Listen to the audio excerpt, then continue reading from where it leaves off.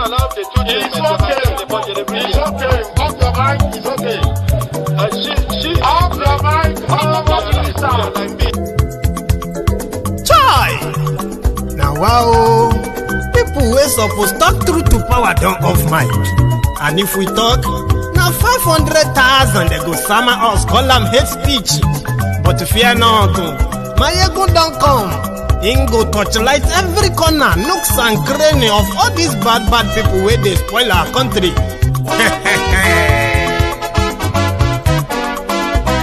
So my people make we laugh, oh yo yo. My ego don't come, oh yo yo. My people make we shout, oh yo yo. My ego don't come, oh yo yo. My ego don't come, man of the masses, oh yo yo. My ego don't come, oh yo yo. My ego diary politico, oh yo yo. My ego don't come, oh yo yo. This one not the off in mind, oh yo yo. My ego don't come, oh yo yo. Can in the touchlight every corner, oh yo yo. My ego don't come, oh yo yo. Okay, some people be they holla say they want the power. Chai, them be promise us say we go get light and power. Them hustle sote they can't get the power. But now they know they do anything with the power. Every day, dollar just they get the higher power over naira. See them talk say make we off mind, but thank God say my ego don't come. So my people make you loud, oh yo yo. My ego don't come, oh yo yo. My people make we shout, oh yo yo. My ego don't come, oh yo yo. My ego don't come, man of the masses, oh yo yo. My ego don't come, oh yo yo. My ego diary politico, oh yo yo. My ego don't come, oh yo yo. This one not they off in mind, oh yo yo. My ego don't come, oh yo yo. Person where they do evil, no one make person talk. Them say that my yegun, that man too they talk. He too they talk. Say my yegun diary, he they hot like pepper. But every day then they take money in bulk. Poor man picking, they the street they hawk. Still them talk say make we no talk. But thank God say my yegun don't come. So my people make you loud, oh yo yo. My yegun don't come, oh yo yo. My people make you shout, oh yo yo. My yegun don't come, oh yo yo. Man of the masses.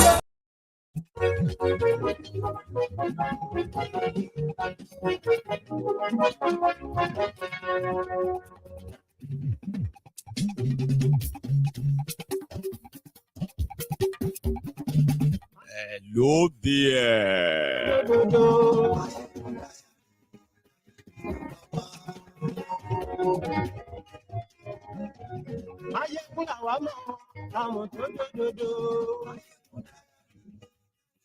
Good morning to you, good afternoon to you, and good evening to you from wherever you are watching from. It is Mayegun Live.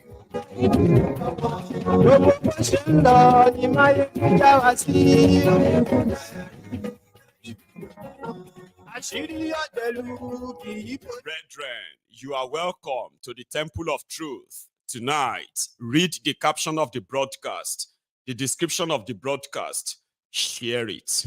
Like the broadcast as your offering. We will start in a minute.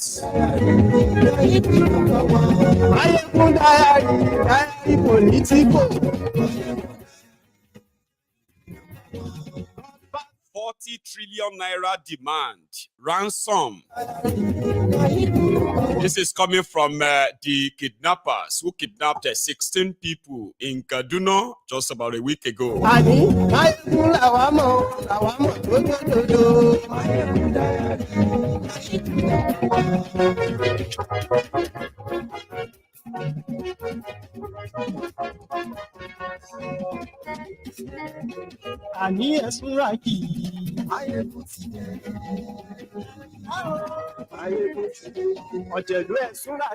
Please, if you are watching me on Facebook or YouTube, please let me know how the sound is, on your own device there, okay? Let me know if the music is coming out nice or it is still poor. The sound generally. Baba de Mure, and yes, right. Nijo Ibadi, and yes, right. President Barufio, and yes, right. Gonin Gora, and yes, right. Thank you. Ọlọ́pàá ti ń darí fa, and yes, right. Aṣòfin tí ń rúfin o. Please share the broadcast. Yes, right. Òwúrọ̀ olóṣèlú, and yes, right. Eucelia Gabaline. Ọ̀jẹ̀lú ẹ̀ súnragì, and yes, right.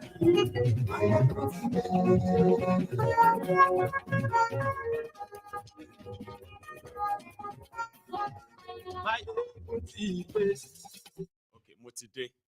Now, good morning to you once again. Good afternoon to you, and good evening to you from wherever you are watching from. It is Mayegun Live, of course, for those who are watching this on the hour live. So those of you who are going to be watching replay, it's still the same thing. You know what I mean?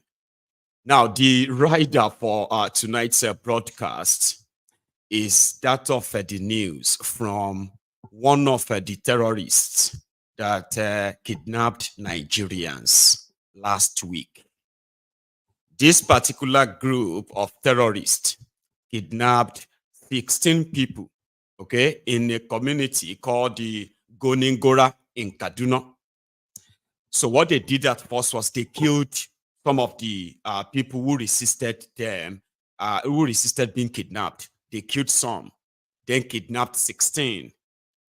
Then afterward, others, who kidnapped their women in Borno, who kidnapped their school children in, the school children in Kaduna and all these places. So what we have now is that one of them has made a demand, or one of the terrorist groups, and the ridiculous demand has broken the internet this evening, when they said for them to release the 16 people they kidnapped in Gonin Gora, they will need 40 trillion naira ransom. Of course, it is ridiculous. I don't think anybody is going to give them a 40 trillion. Or you have seen those ragtag Fulani terrorists. You have seen many of them. We have seen them. And we know the multi-billion dollars, if you have to convert it, so to say, because it's like a trillion naira industry right now, kidnapping industry, terrorism industry, their sponsors, the system that allows them to move their money and all of that stuff. Everything is like a huge industry in Nigeria now. But we believe that the terrorists that you see, all those dirty ragtag looking terrorists, those are just their guns. Their sponsor who actually collect this money, they are those mostly you call your your leaders. So 16 trillion for 16 people. 40 trillion rather for 16 people. Eventually, they will ferry millions of naira, hundreds of millions of naira to these terrorists through the same government cover, public money. 40 trillion. You know, there is something about this act of terrorism in Nigeria that if you are one of those who probably don't see it yet, you may not understand or yet realize the level of danger that you have been existing in, okay? Nigeria's national debt is put at somewhere around 130 trillion naira. But officially, they put it around 100 trillion. Now, if terrorists could sit together and make a demand of a 40 trillion, it's going to be like a bargain. You get that now? So the the terror sponsor within the system who are possibly going to process all this money eventually, right? They know they won't get that. They won't get 40 trillion. That's not the goal. Okay. We currently have over 800 women and children in the hands of the terrorists.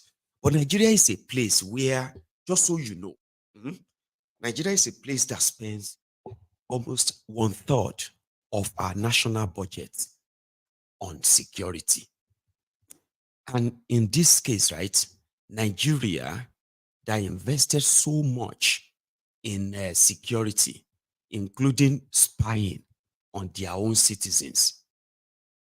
They have collected data, most of the data that are meant to provide national security. They are now being used just to provide private security for the highest bidder, starting with the criminal politicians in government in Nigeria. So they will use the instruments of government to spy on their citizens, monitor them. Even if you think you are anonymous, the Nigerian security system is capable of tracking anyone, not just in Nigeria, all over the world.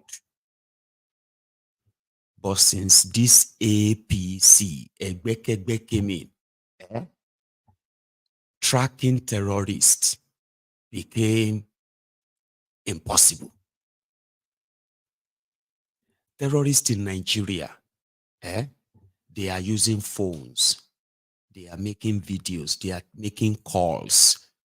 Baba, terrorists in Nigeria are transferring money, depositing money in bank. Okay? But every Nigerian is believed that you cannot really do some of these things.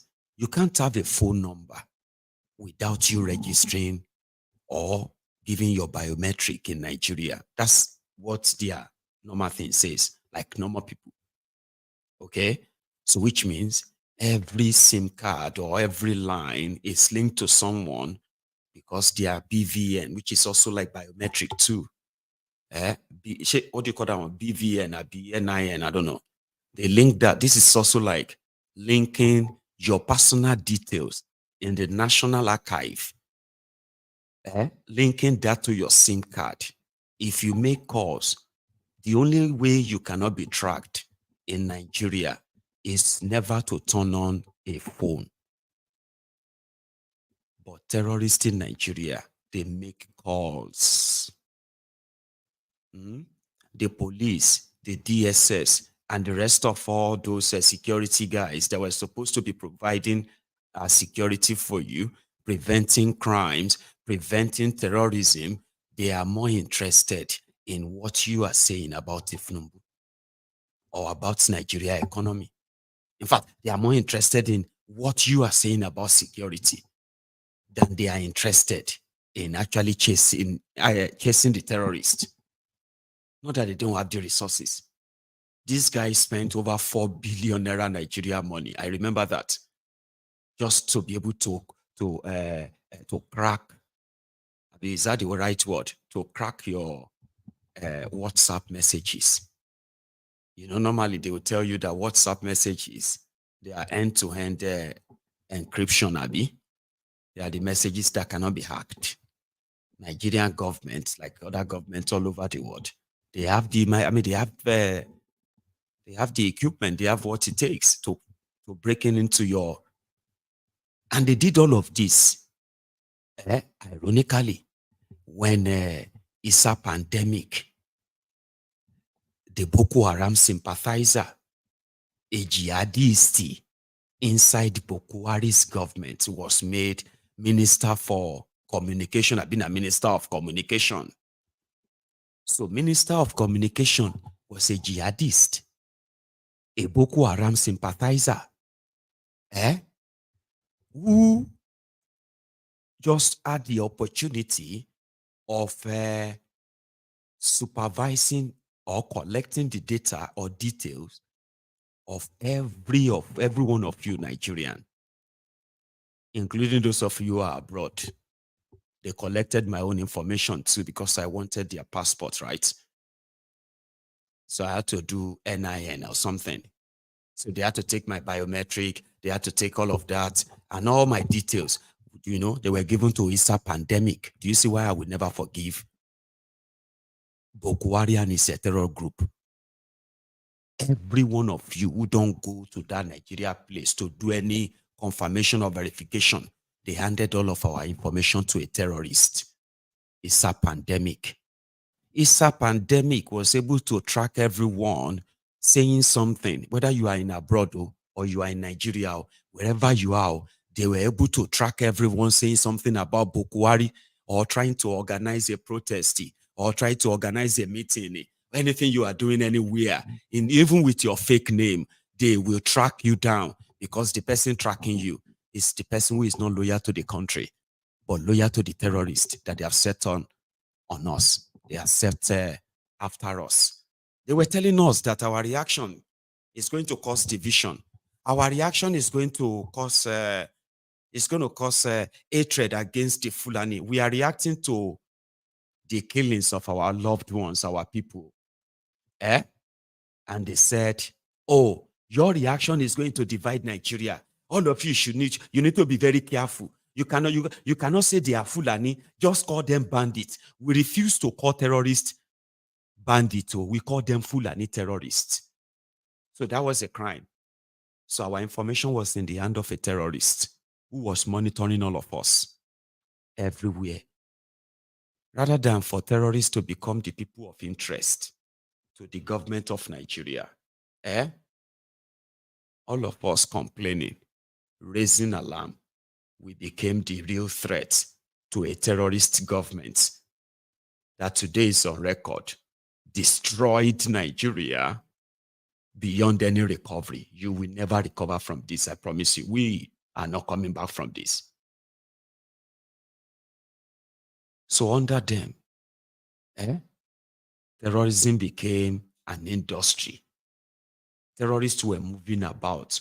When COVID came, they were transporting terrorists to all parts of southern Nigeria under the cover of COVID, no movement. After that, 2021, 2022, the killings skyrocketed.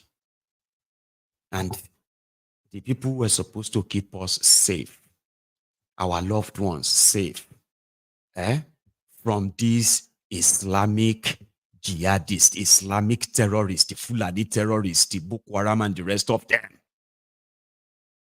They took side. They decided, they told us that our life or our lands, they did everything to try to use the law to gag the people.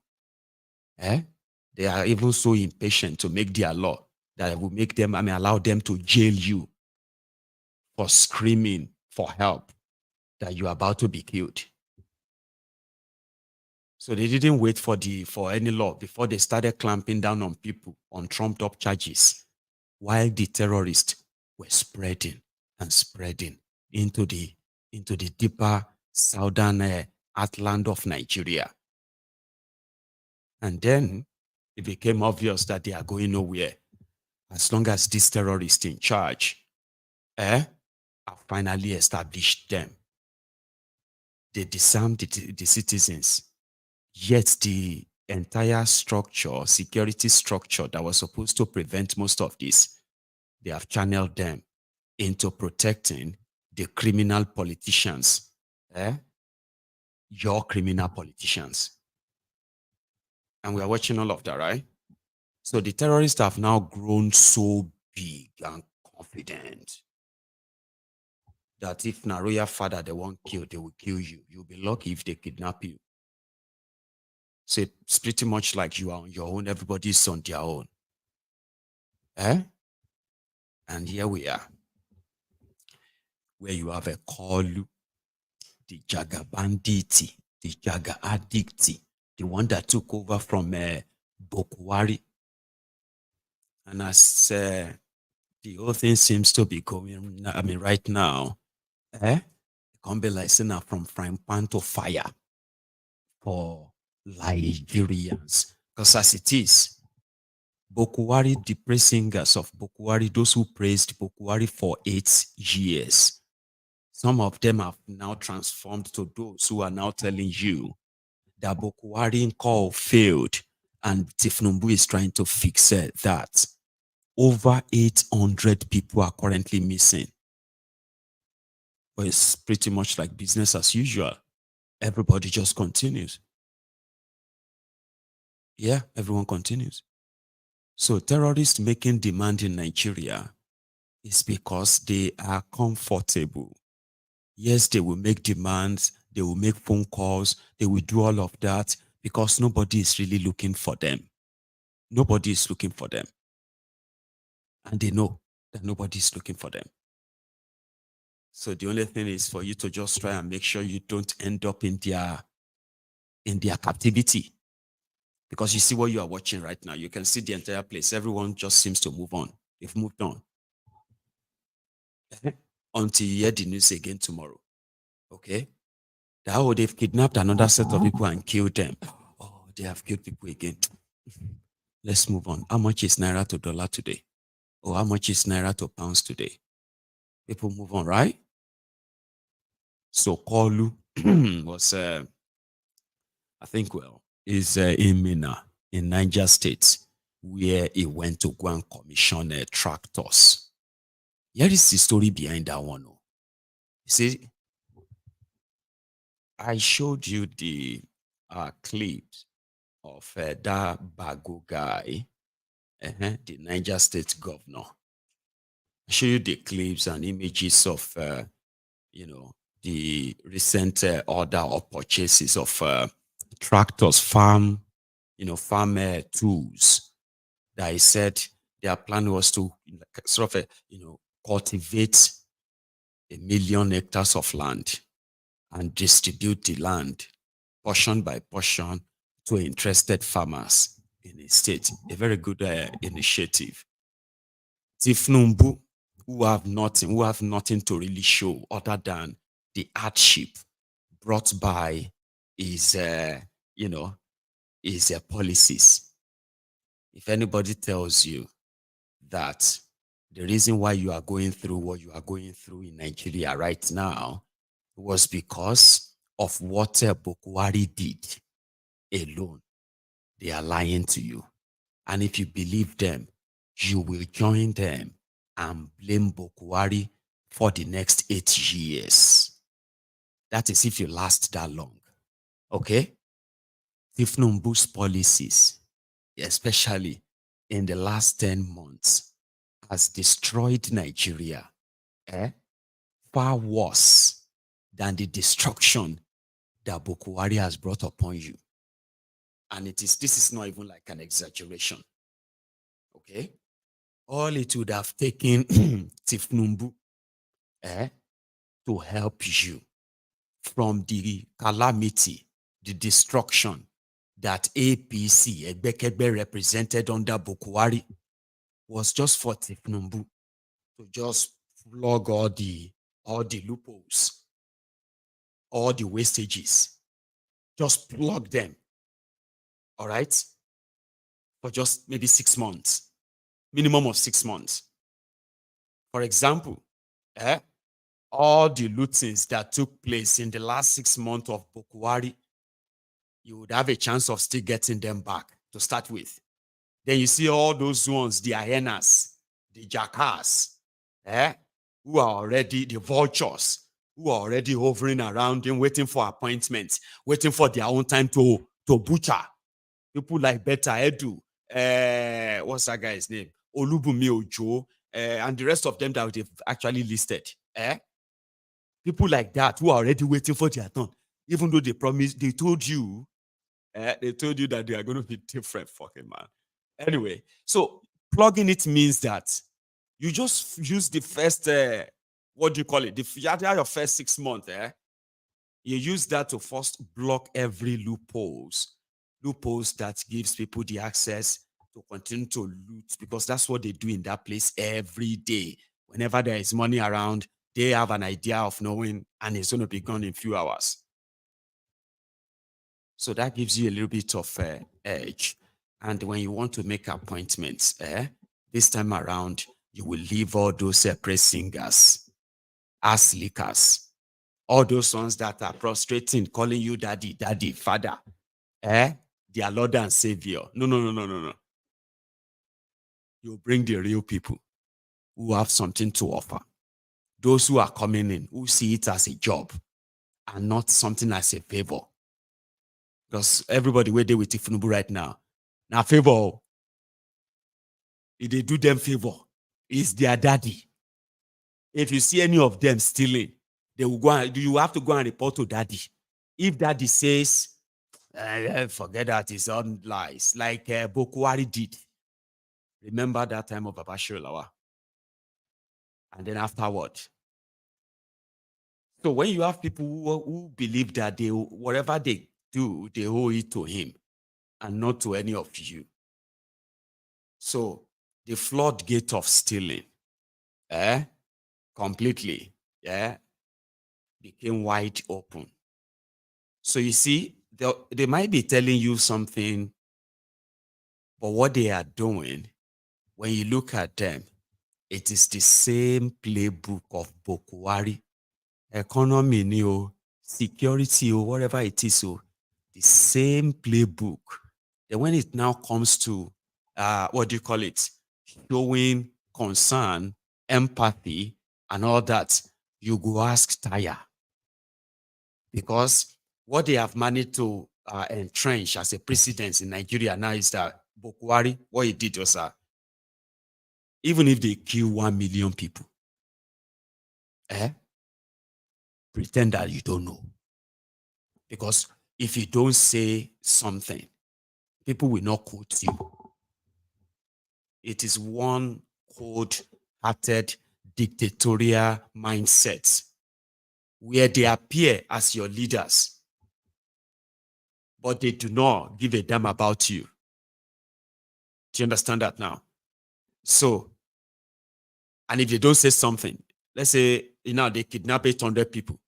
Imagine if the media, if that's like the UK Prime Minister or American President, that over 800 women and children, Americans, have been kidnapped.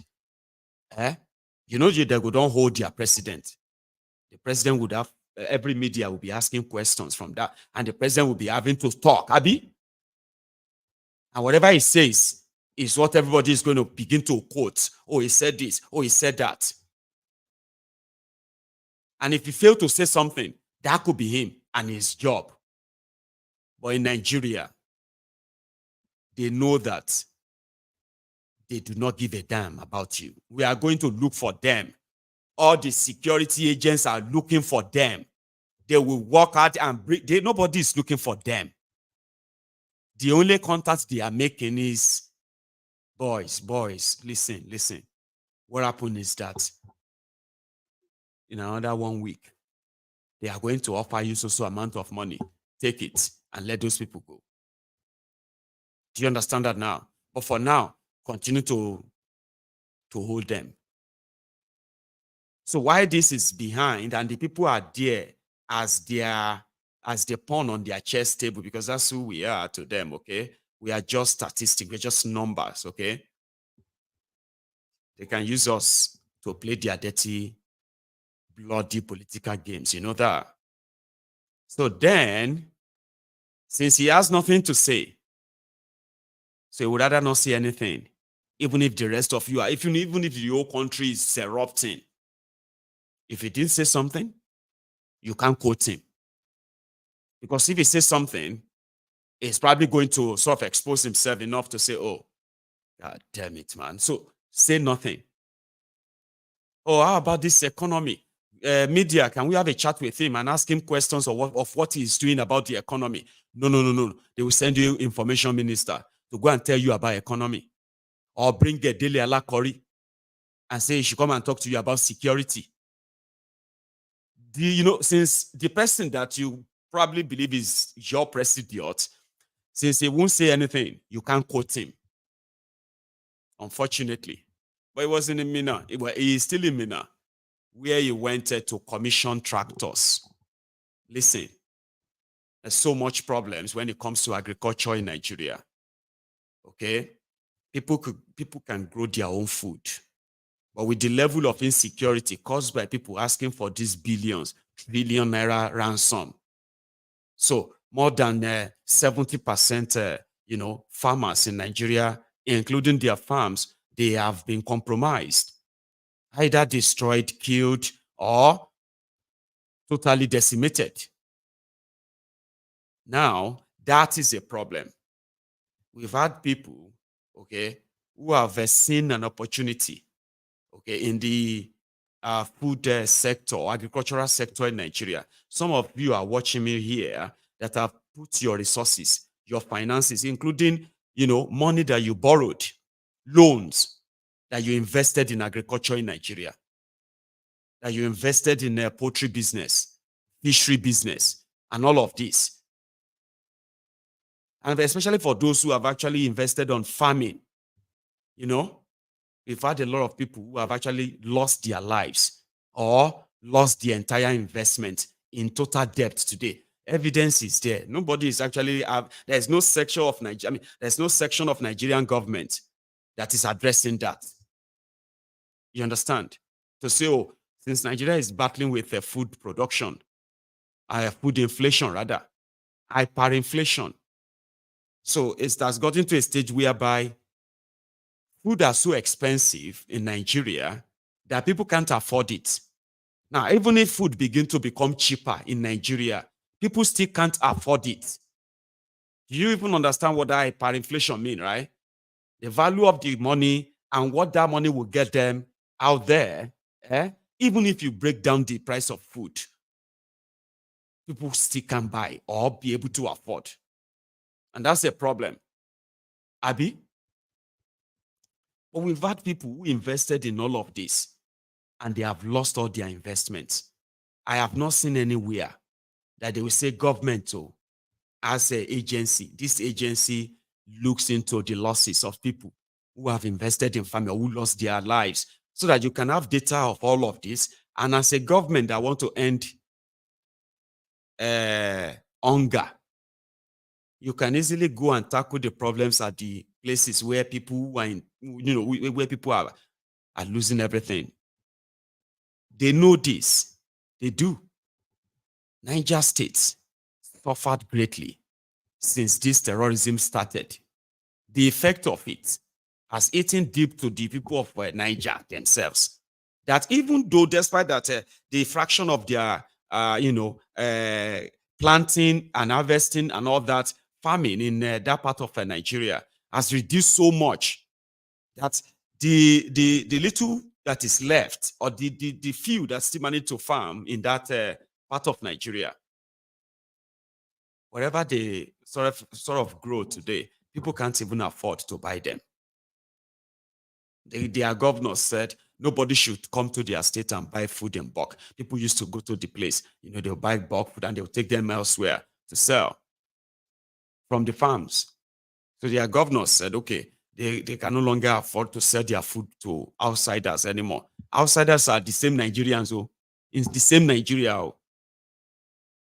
So therefore, they put kind of placed embargo on food, buying food in truck in the state. But yet, people still can't feed themselves. They cannot afford to buy the food they are growing in that same Niger State. But the guy, looking beyond all of this, let's say, okay, yeah, maybe thiefnubu has promised to provide security for the farmers in Babangida and the Abdulsalami states, Niger states. I don't know. I don't see that. Okay. However, something happened last week. What's it recorded? Now, leadership newspaper, been at the Sun. One of those newspapers, in Abuja, named Peter Obi as their politician of the year. So naming, what do you call it? Naming, somebody said he's from the north, and that I am lying. I like that. That you are from the north, and a farmer from the north. Okay, it would be ideal if you do have a number to say, oh, there are so much farming coming from Niger State that the food is actually wasting.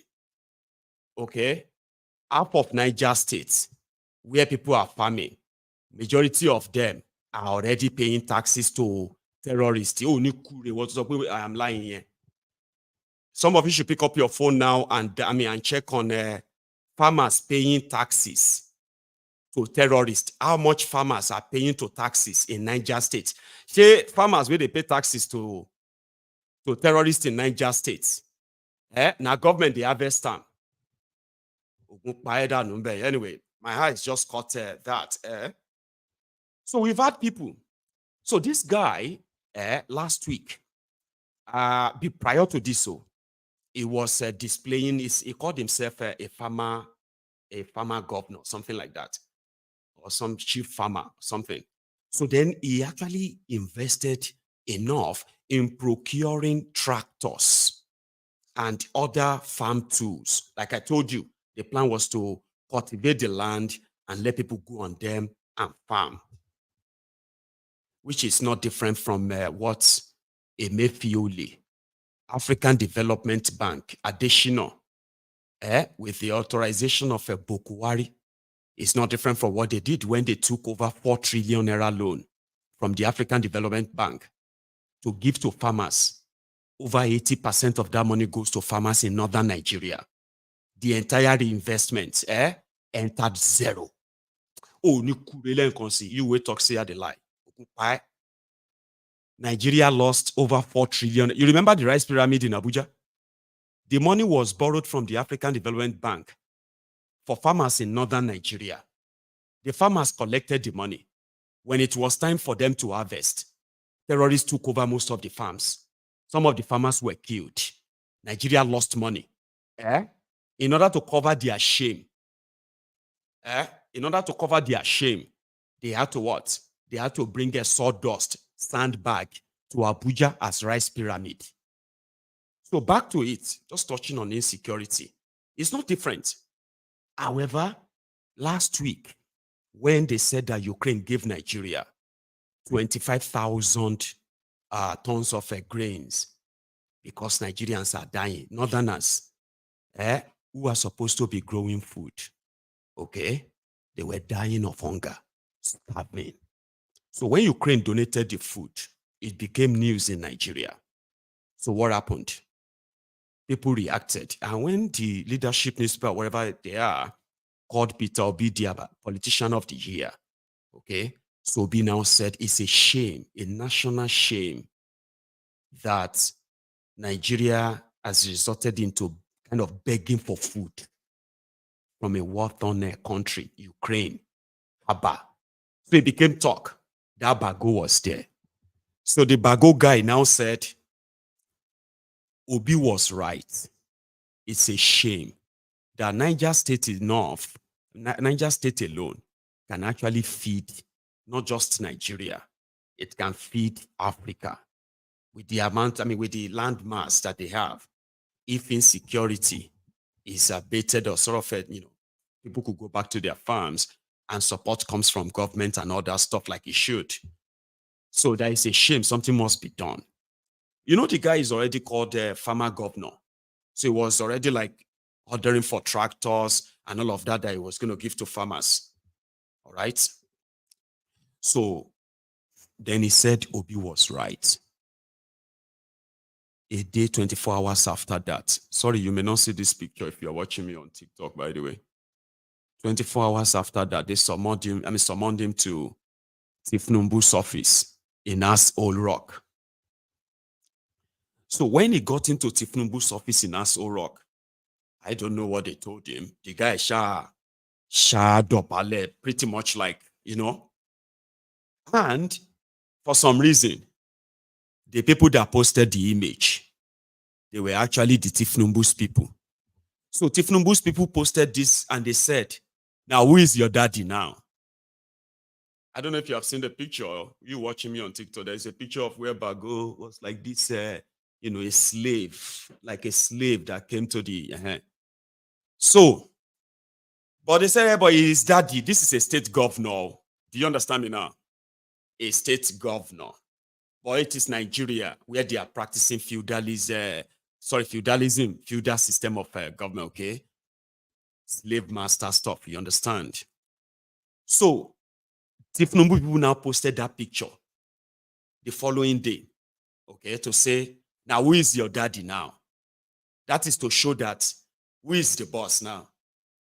See him here bowing down for the real boss.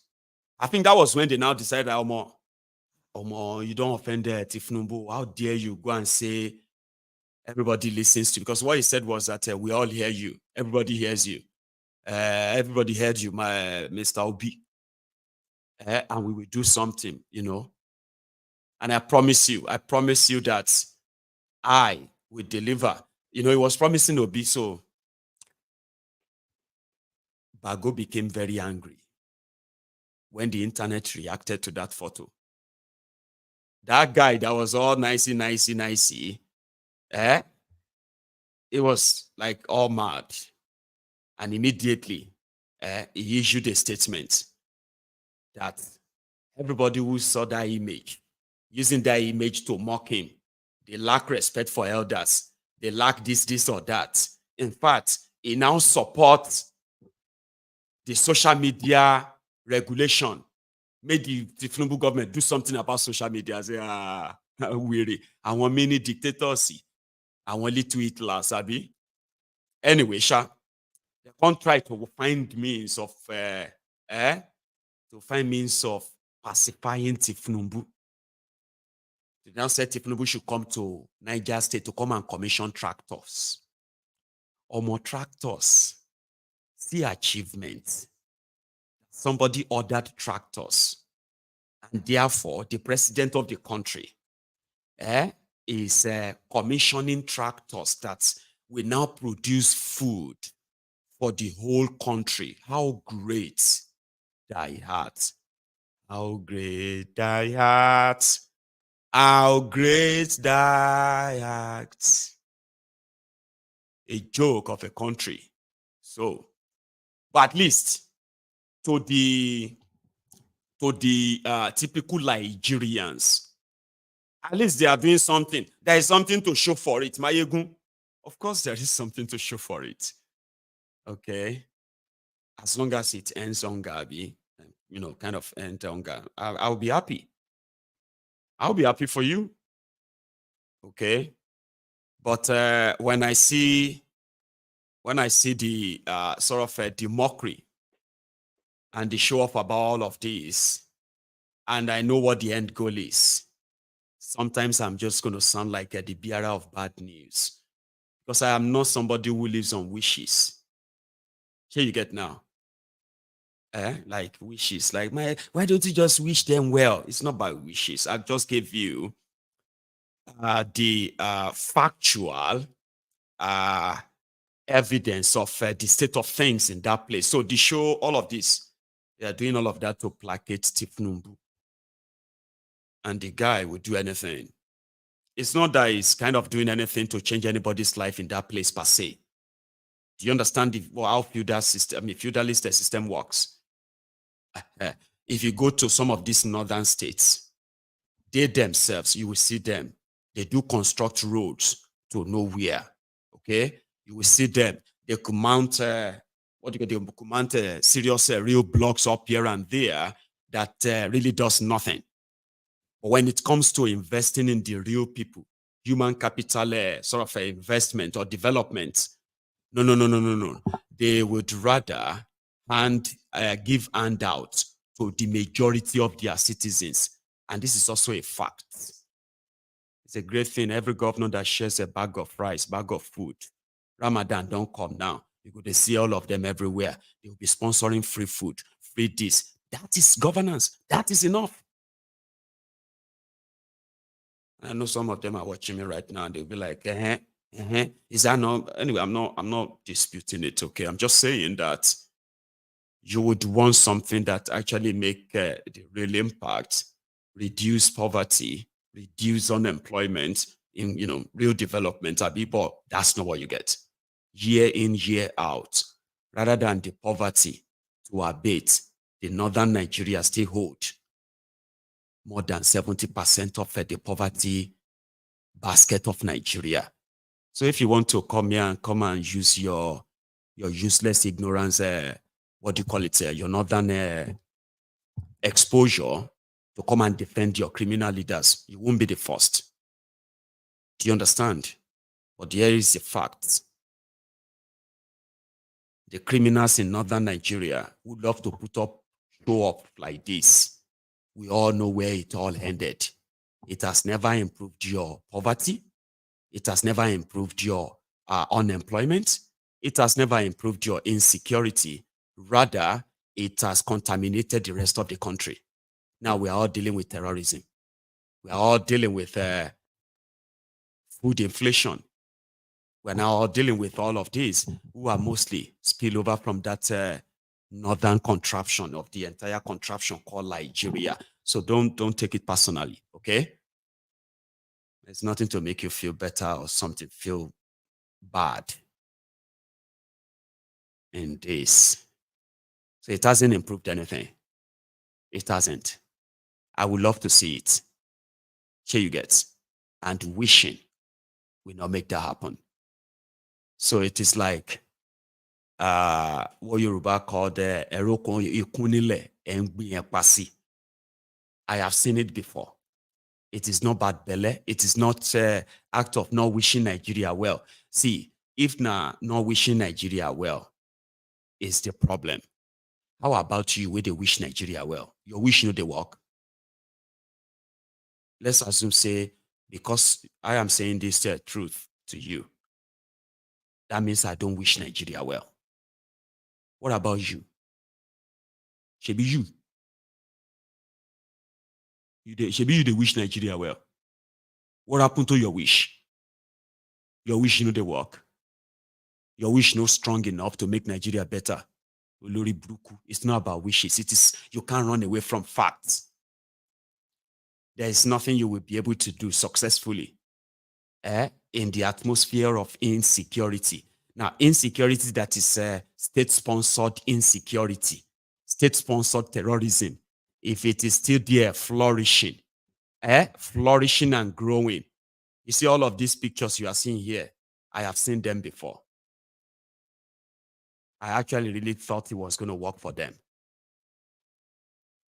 Yeah, I have seen them before.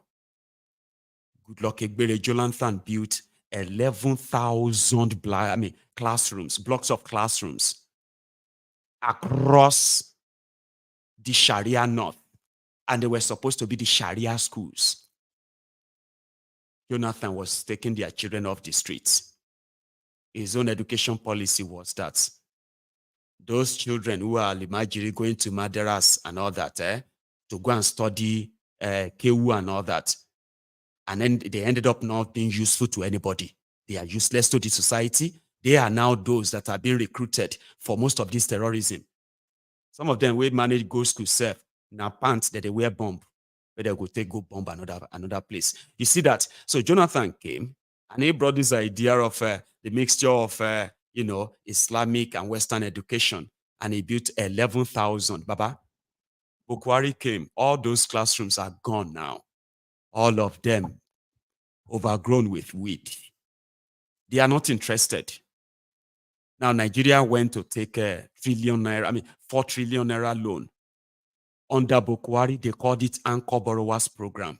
You think say we don't know? Anchor Borrowers Program. 80% of it was invested in the North. They barely see 5% of that money. All gone. All the farms. Then the World Bank came. World Bank, World Food Program, World Bank Kineko Program. Over 10 billion naira was also expended. Bokohari told them they should put everything in northern Nigeria. But instead of that, to reduce anything that will later come around. Today now we are battling with a Fulani terrorist in far away Ijebu. Waiting concern. Do you understand the distance between Ijebu and that place? So yeah. So it's not about wishes. Okay. So if you think it's about wishing them good or bad, is what runs a country. I promise you, some people are tired that their wishes for Nigeria to work is enough for Nigeria to work. But you cannot pretend not to see that you cannot develop anything in the atmosphere of insecurity. And I do not praise actors, because your criminal politicians in Nigeria, they are actors. They have enough to spend on, to waste like this. And then they will tell you to wish them well. So tomorrow when you read the news that their terrorists have attacked this farm or that farm, destroyed this, destroyed that, then they will ask you to pray for them. Then what will happen to those terrorists? They will be pardoned. Is that not what they do? Let's go to that Niger quickly, where Koolu was the chief, whatever, person we went there to inaugurate tractors and airports. So there's an airport in Niger State, Minna. So that guy, not only that thiefnubu should come and commission tractors, so thiefnubu's name was sort of placed on the airport. So the guy decided to repaint the airport, clean all the toilets, sweep all the floors, and then they put thiefnubu names on it. Bola met thiefnubu International Airport, Minna. All of this just to say sorry. Here. Okay, hang on. Let's hear from him at first what thiefnubu was coming to do. I think that's where we should start here. The assembly of the machines are ongoing. So far, so good. And we're sure that before Mr. President comes here, a very significant number of these tractors will have been fully assembled. And all the machines. You can see here the pivot irrigation machine is already been put there for people to understand what it means. This is a 1,000 hectare land. We need to put in drip irrigation for greenhouses. This is going to be the biggest in Africa. So that it is an airport city free zone. It's a special agro processing zone in the airport where you would have fresh vegetables, fresh fruits, fresh food living here to anywhere in Nigeria and abroad. And on this other flank of this, another 1,000, where you're going to have the dairy products, the meat and everything living here to the world. Is that, Niger State sells weekly an average of 500,000 cattle, to Nigeria, and outside Nigeria. So we want to now redirect it in a way that you don't need to transport, these cattle out of Niger State. You can take the meat that is frozen, and that is the way forward. And we are very ambitious to expand these 2,000 hectares of land around the airport to 10,000 hectares of land, because it's still a virgin land. For the infrastructure and the drawing, the designs, these are our partners coming in. We are bringing about 140 kilometers length of water irrigation to this place from Shiroro down. And these are the people that are doing it. So these are people, they are partners, we are partnering. They are from outside this country, as you can see, and they are ready for the work. We are bringing in 80 megawatt of power to this airport city project. And coming here today to see the massive transformation that is ongoing at this place speaks volumes about the commitment of the administration in the states. The place was completely moribund. But if you go around the airport, you see that it can compete with the best airports in Africa, and that shows that the government... I thought he was going to say in the world. Anyway, I have seen ambition, and I want them to, I want to see them to fruition, okay? That is just somebody using an occasion to say what he's going to do or what he intends to achieve. They're going to build irrigation system. Irrigation system will provide water. In fact, he says something about ranching too. Those are lofty ideas, Abi, that you would love to see them happen. If truly, weekly, Niger State alone is supplying the rest of Nigeria with 500,000 cows, which is not true. Yeah, that one is not true. But again, he's a politician and he's sounding ambitious, yeah? We're going to, for now, they have only graded 1,000 acres. You saw those tractors ahead. So if they build irrigation system, for example, that one will reduce what they usually blame, climate change that is causing, that is causing a drought or dryness in northern Nigeria, okay? So that will end it. Now, if Niger, which happen to be one of the biggest states, by the way, with landmass and all that, too. So if they have system that will actually, that what you saw at the airport there, now just demo, that's not irrigation. They just display that. They said they want to show their people how that work, which means they haven't really constructed the irrigation system. So they are waiting at pick up and they tell you now, let's start. Don't be say thiefnubu, they go there to do anything that is going to change or touch anybody's lives. So it is still we will idea. Or you can see tractors. You can see the land they have graded. Abi? That's to show you that they somehow, to some extent, they are beginning to have what they need. So they are going to build ranches. They do not want people moving cows. That is good. So yeah, if Niger State can have ranches that, they're probably having them more than 10 million cows. Can they, anyway, 10 million cows. That will likely save other people down south. It will save a lot of farmers. So that means if we now see any cows crossing down to the, why am I even talking as if to say it's already happening? Anyways, if they do it. So then you like, it should automatically reduce cows migration, because that one is still a problem. We know that usually it all started with cows until it turned to AK-47 and bikes. You hear me? So that's something that you'll be like, okay, if they do it, that would be great too. When they took money for that rice, the pyramid rice, 4 trillion naira. Their target was that they were going to see more than 400 million tons of rice. This rice will be, will flood Nigeria markets. And finally, all this importation of rice, smuggling of rice will become a thing of history. By the time the terrorists were done with Nigeria no see 100 billion from the 4-point-something trillion they spent.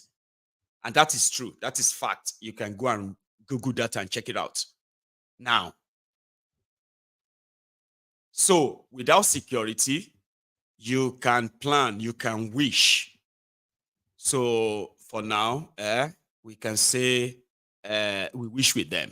But here is what Koolu had to say when he got there today. We are in Minna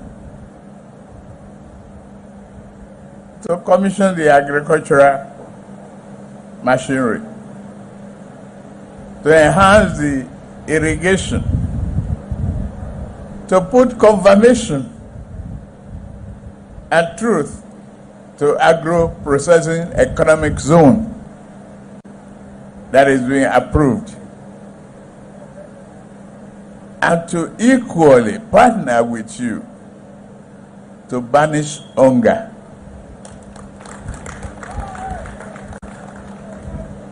That's all. You are doing the job. You are walking the talks. And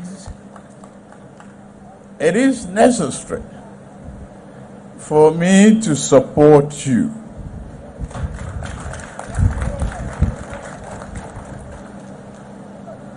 It is mandatory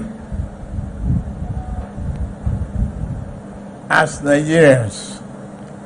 When you read paper, some of us are confused whether to abuse the present or the past or make excuses for the future. Not in my dictionary.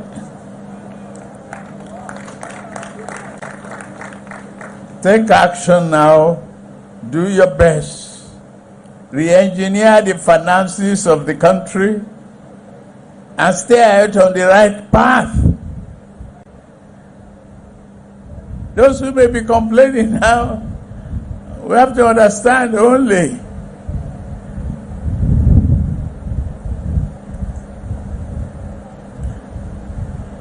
they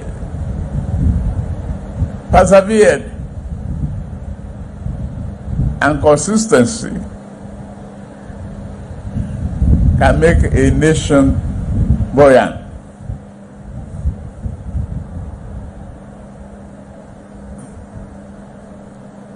The student loan program will commence.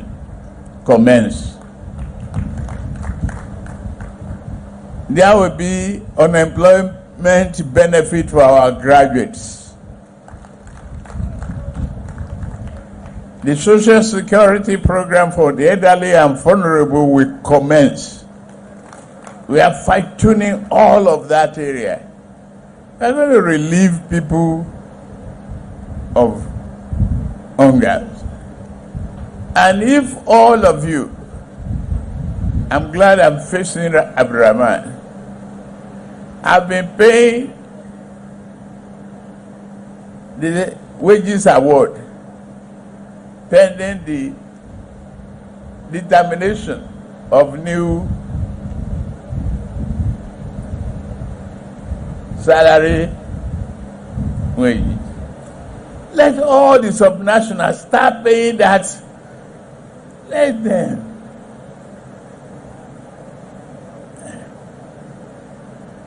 A wage award plus whatever they are taking now, and the wage award will relieve the public. Please, I'm not giving an order. I'm appealing to you subnationals. Lagos, are you doing it? You are beating your chest?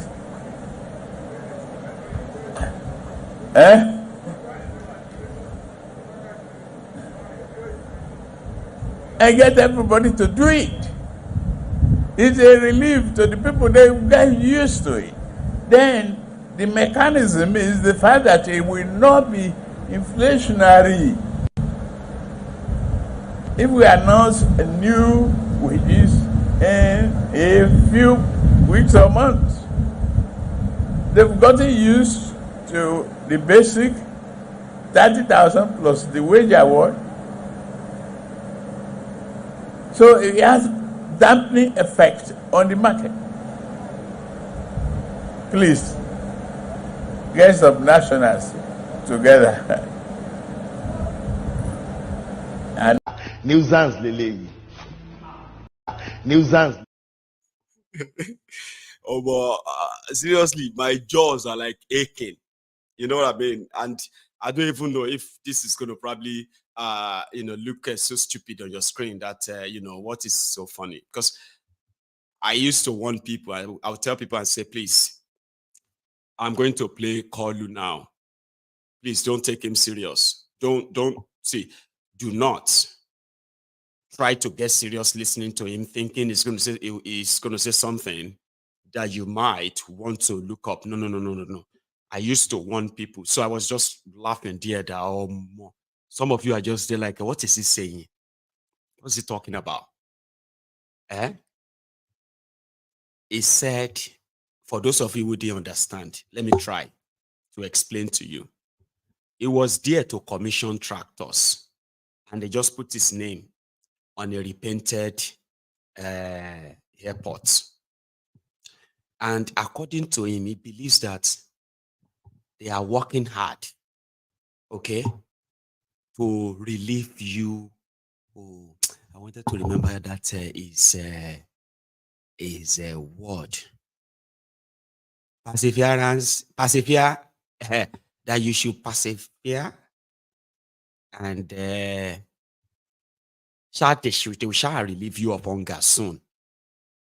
So to now make it better, is there now calling on the governors to do something called, apart from a minimum wage. So, apart from the normal minimum wage, they should be giving you a wage. Wage affairs,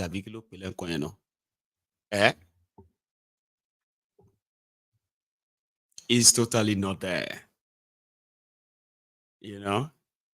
he believes. Then even in his word, it's like they should pay those. They should try and give workers extra money, and it's going to help the society.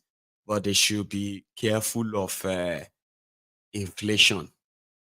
They should just make sure that that money they will give to people is not going to cause inflation. Okay. Then he said, student loan is coming. They are bringing it. Graduate allowance, all of you. Will be graduates. We don't get anything. They will be giving you allowance. Graduate allowance is coming. What else is coming? Arubos, elderly allowance, all the elderly people. They are fine-tuning the thing now, fine-tuning. Very soon we will relieve you of your hunger. That is a Koolu. And for Bokohari, who probably felt relieved, or so probably still feels relieved that no be him una dey call again. And according to him, with what he has seen so far, that Koolu has done, in fact, he has done very, very well. Yes, a lot of you are complaining today. Things are hard, things are tough, expensive, this or that. But that Bokohari in his life can still see somebody that is worse than him. He had to speak out. Here. I thank you very much for coming. I very much appreciate it.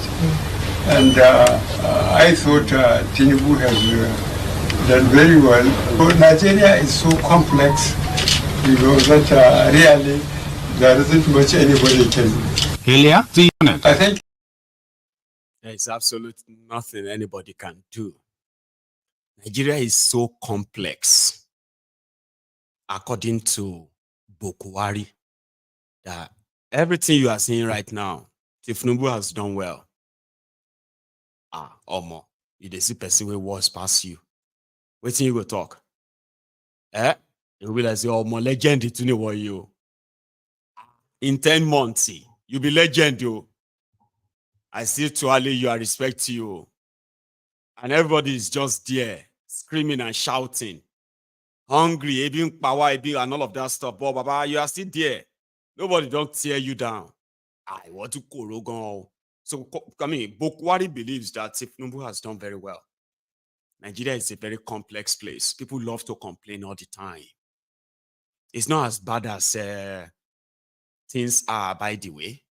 Nigerians are just people, just any small thing like this, complain. They cannot even just endure small thing. They will be crying and shouting. That is what Bokohari said. Nigeria is a complex place. You will think, say you are not doing something because people are saying you are not. It doesn't mean that you are not. You are doing great.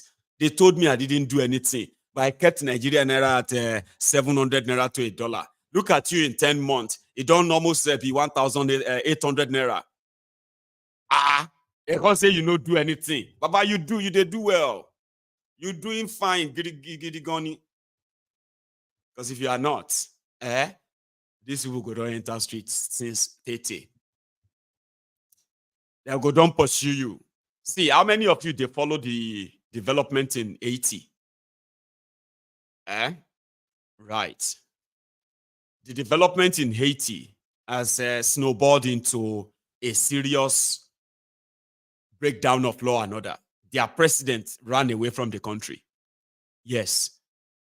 The country has been taken over by gangs, cannibals, or more people where they chop people.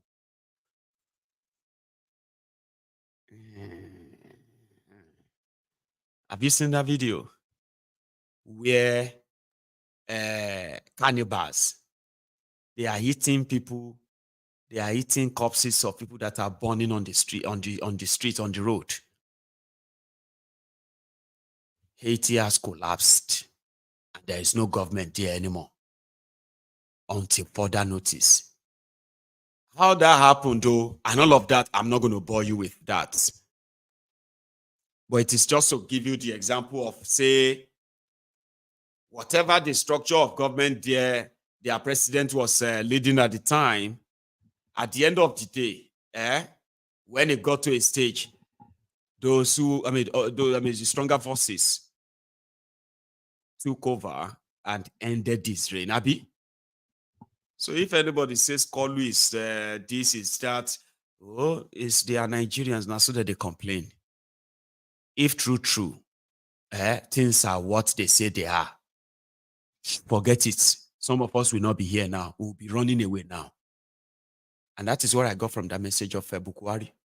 So therefore, thiefnubu is doing very, very well. And that is why in Minna, there is no single mention of all of those Nigerians kidnapped or those ones killed in Benue and other places. Tarabanko. He's not going to mention, since he won't say them, you can continue to make your own opinion on it or your own conclusion on it. To them, it won't change anything. It won't. And that is why the guy that raised the alarm that Nigeria, currently, Nigeria is implementing 2 budgets. There is one of them that they have almost 5 trillion naira added into it for projects that does not exist. And the guy was said to be lying. No, there's nothing like that. In fact, they are now calling for the guy's arrest. His own pals in the Senate are asking for his arrest, his probe, investigation, and all of that stuff. So the guy was like, no, I stand by what I said. Investigate me, do all you have to do, charge me to court. I have gone through this whole nonsense, and I realized that 3.7 trillion naira projects were included there. We didn't approve that. But they have been assigned as the budget that thiefnubu signed. But these projects and the areas they said they are going to construct them at do not exist. Listen. And I also said, in the course of our perusing the budget, which Onanuga seems to have dwelt on, I say we have established very reasonable doubt about 25 trillion so far has nexus in the budget. That means there is money, and then there is project, and then there is location. Money, project, location. But we are yet to ascertain 3 trillion of that budget. We have established the 3 trillion in the budget. We have not established its location and the place. The intention of the northern senators as regards to the budgetary allocation was to meet the Senate President with our findings and subsequently meet President Bola Ahmed Tinubu with our findings. So if one is questioning our desire to relate with Bola Tinubu, how will I say that the findings of the Northern Senator Forum will go to the Senate President and then to Bola Ahmed Tinubu, the President and Commander-in-Chief? And you could see, I switched off all my handsets this morning. I don't want any Northern Senator to come here. If it is a cross I have to carry, I'll carry it. I'm not afraid of anything. Anything. I believe in one God, and I believe power is transient. I'm not scared of any issue like suspension. I've been out of the Senate for 8 years. And people had to force me back. It's not an issue. Some of our friends were removed by tribunals. They're living their lives. If because I say what I will say, if because I said what I said, then I'll be suspended. So please be it. It will be an honor. And for me to be suspended by whatever body.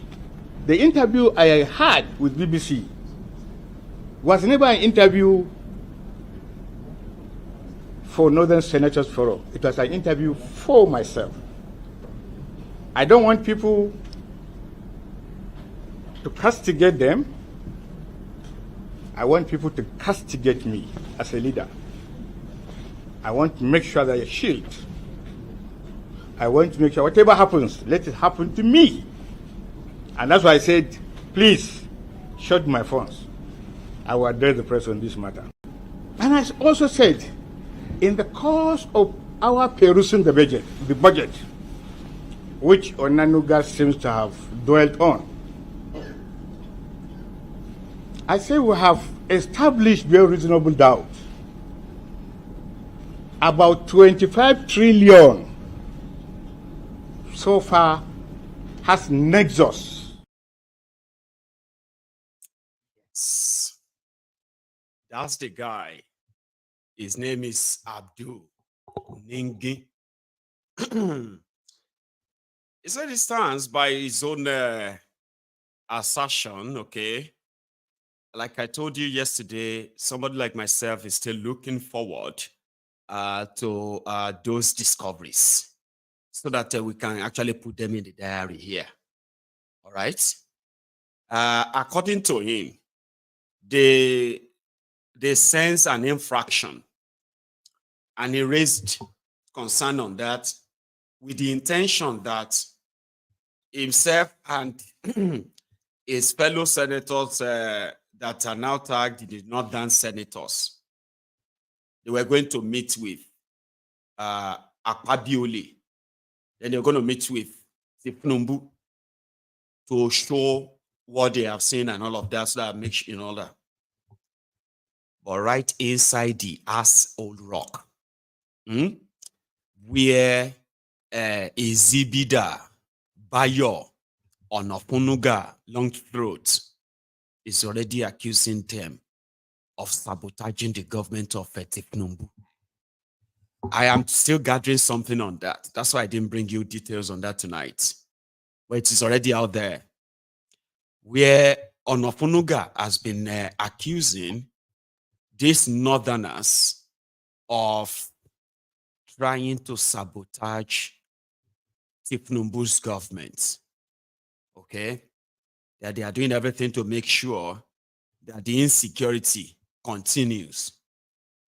They are doing everything to make sure that the economic sabotage and all that continue. Economic sabotage continues. Bayo has been accusing them same way the old man spent his entire existence creating and manufacturing bigoted hatred rhetorics against the Igbos simply because of election. It started now. And I know it's just a matter of time before he will start putting names beside all those dog whistle. And people like Onofunuga, they are serving their master.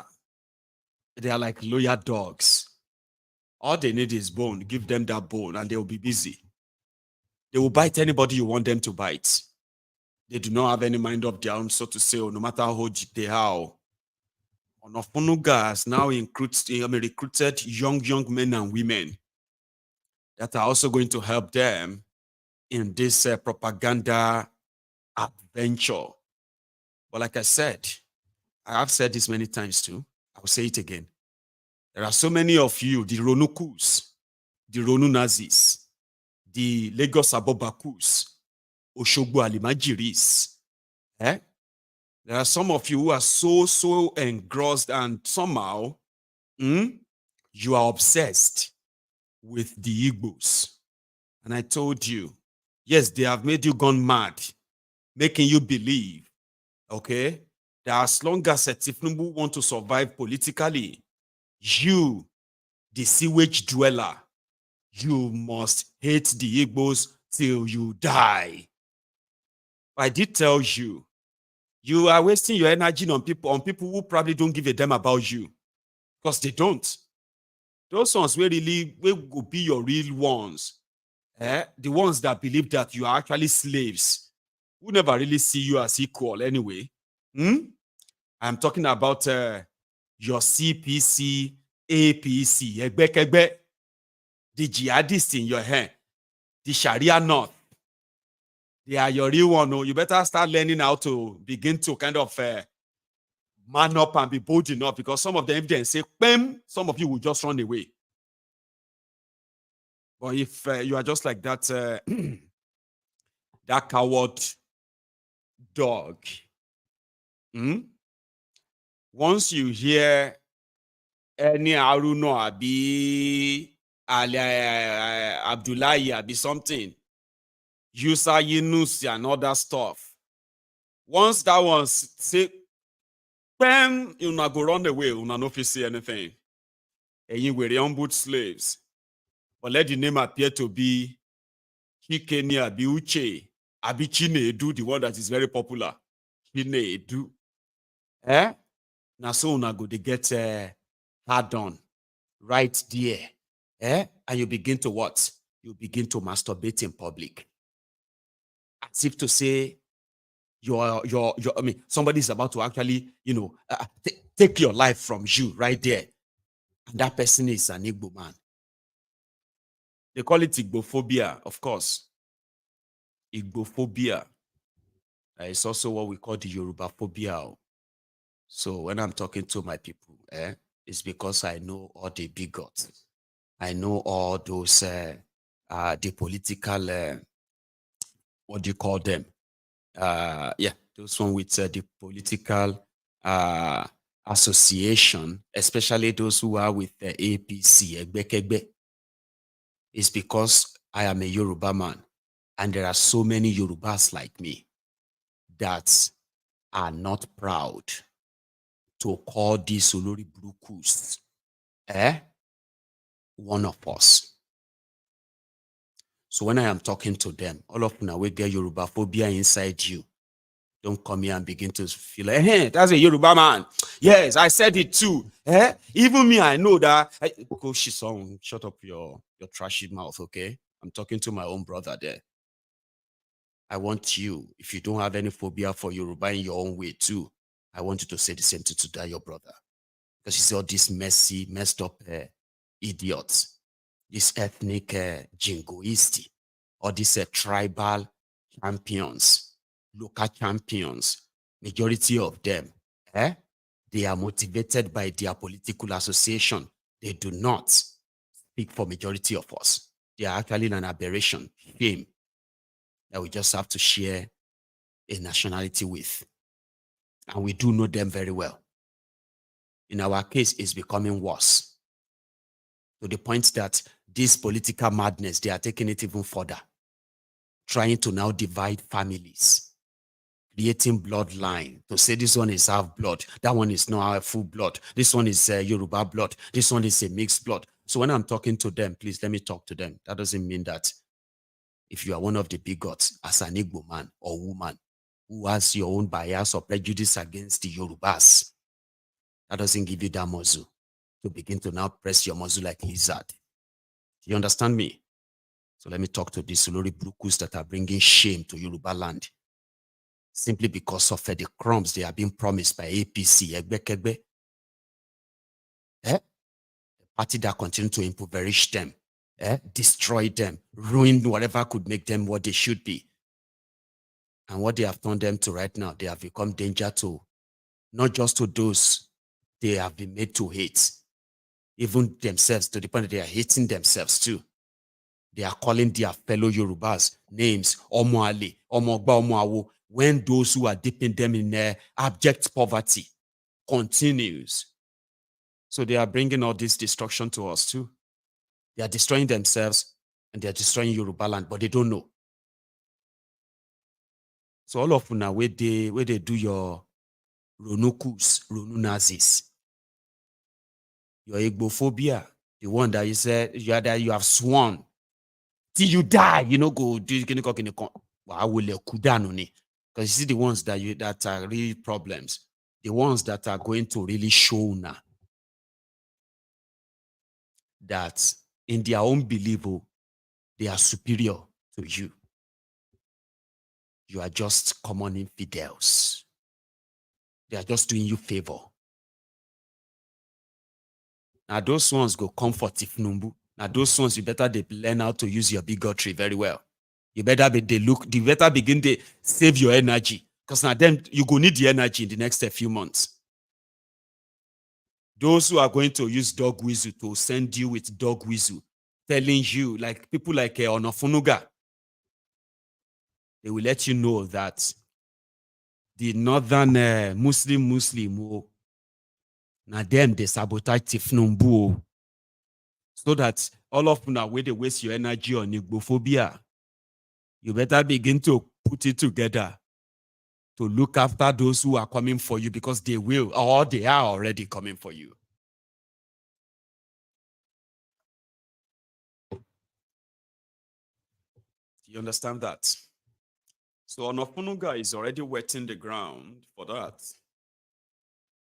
The long throat man, 70 years old man. And the senator there, Ningi, said, this is not an attack on him. We are saying that some of our colleagues have inserted non-existing projects worth 3.7 trillion naira. And that is what thiefnubu is implementing. We've discovered that. That doesn't mean that we are coming for him. Of course, they are coming for him. They said they didn't share the appointment well. They have already started putting posters in Abuja, where they are already pointing fingers at El Rufaya. Maybe you all have been here when we continue to remind you that El Rufaya was the one pointed as the Northwest Gobi, not Central Governor, then she Northwest. I don't care. Kaduna Governor is the governor that is sponsoring Boko Haram in Nigeria.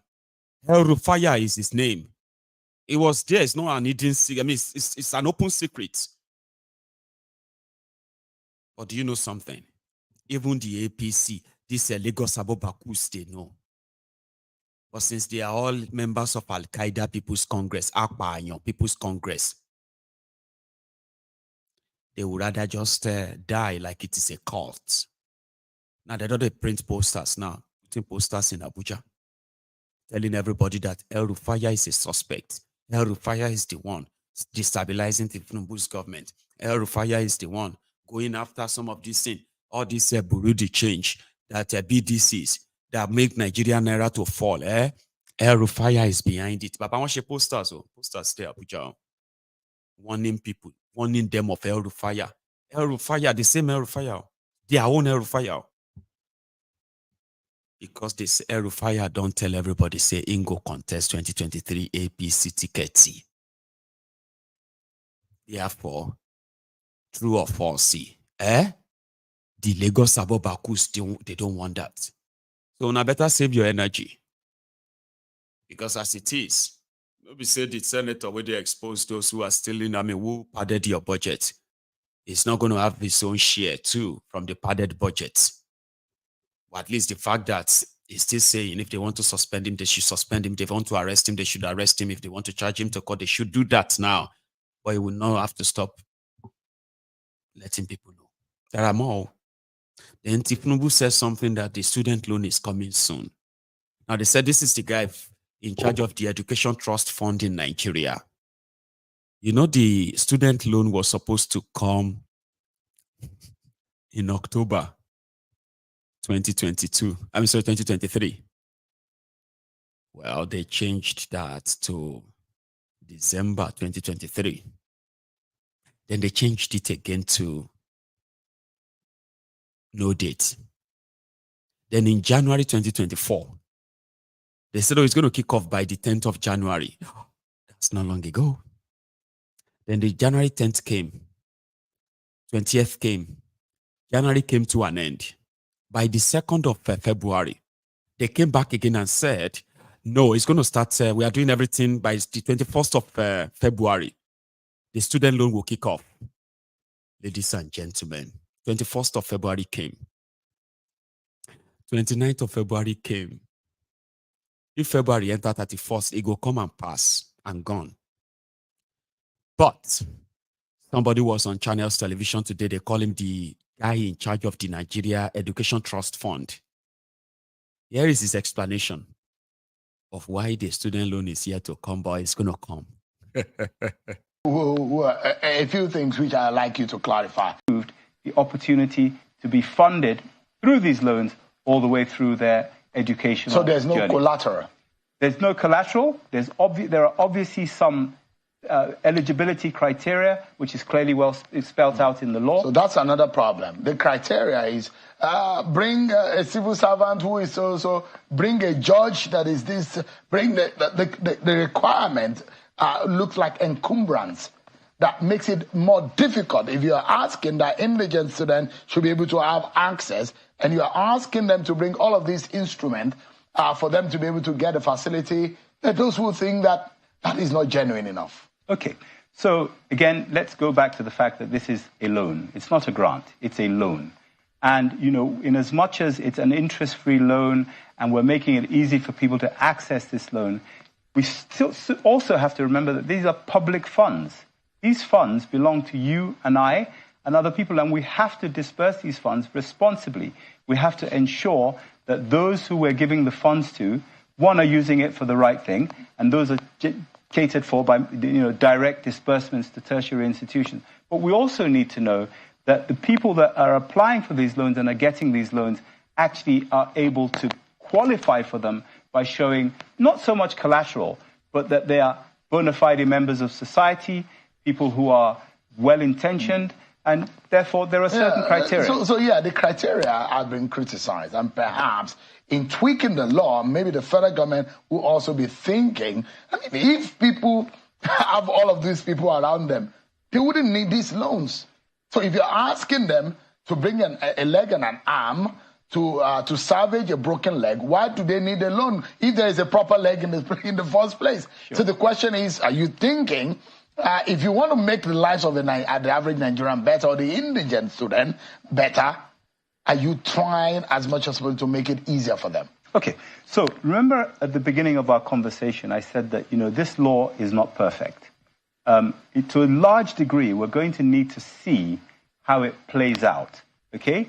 But it's better than nothing. At the moment, we have a law introduced during the previous administration's tenure. Today, we've inherited something that we think is a good start. It's workable.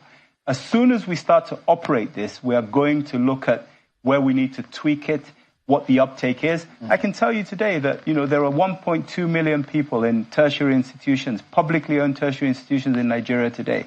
When applications come in, we could get 5 million applications. We simply don't know. There's pent-up demand for education in this country. And when that comes through, we're going to have to sift through.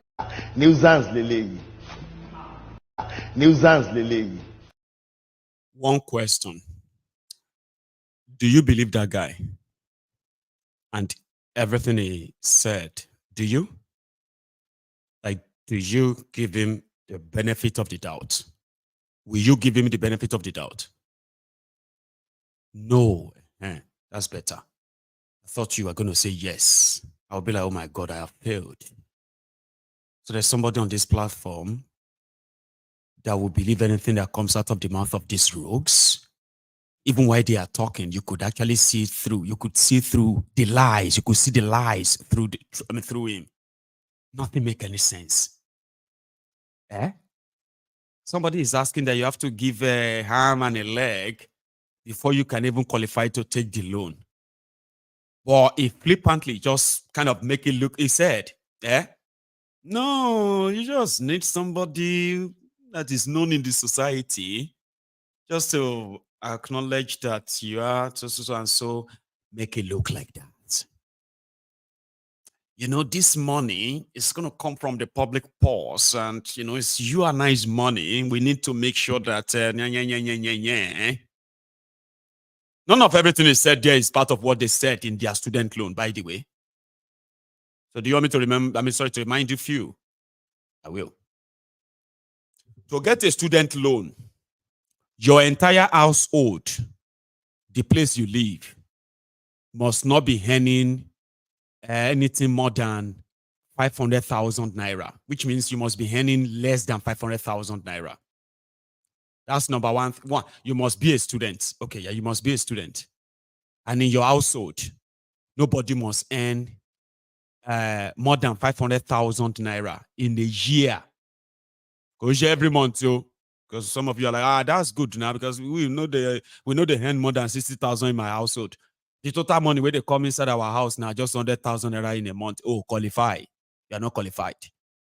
A year annually means, say now 12 months, they 1 year. And if you divide that, if you divide the 500,000 naira by 12, now about 40,000 naira you go get to. Well, maybe not 40, maybe 45,000 naira a month. So that means you must be very, very, very poor that the entire household only make 45,000 naira in a month. Do you want to know the truth? Most of the families that earn that small, that little, they are in their millions, by the way. They know they go university. What they won't go do? Some of them know they even send their children to school at all at that stage. And I'm not kidding you. So it simply means you that is already paying 450,000 naira school fees. That means in your household, you are earning more than that. So number one, that may not qualify you. But somebody is going to tell you, don't listen to my ego. It's not that bad. Just go and pick up the form. I'm just saying that when they tell you, say you no qualify, you will need to drop off. Drop out of school. Kuku drop out. The letter to advise you. After they deny you if they ever even open the portal for you to apply. So after they deny you, but why am I trying to make it easier for you? I'm going to do it. So here is why we believe that there is nothing called student loan. It's all lies to make you feel like they are coming to help you. There is something called the National Education Trust Fund, ETF, in Nigeria. They usually get budgetary allocation too. And they carry out things like scholarships or renovation of educational facilities and all that.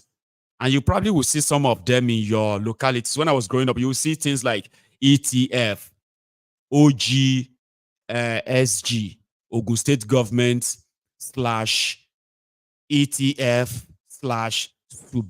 /SUBEC, all those things, number 11103B. You remember all those things that they put on the wall when we went, in our schools then. They will say, this one is clinical project, SUBEC, ETF.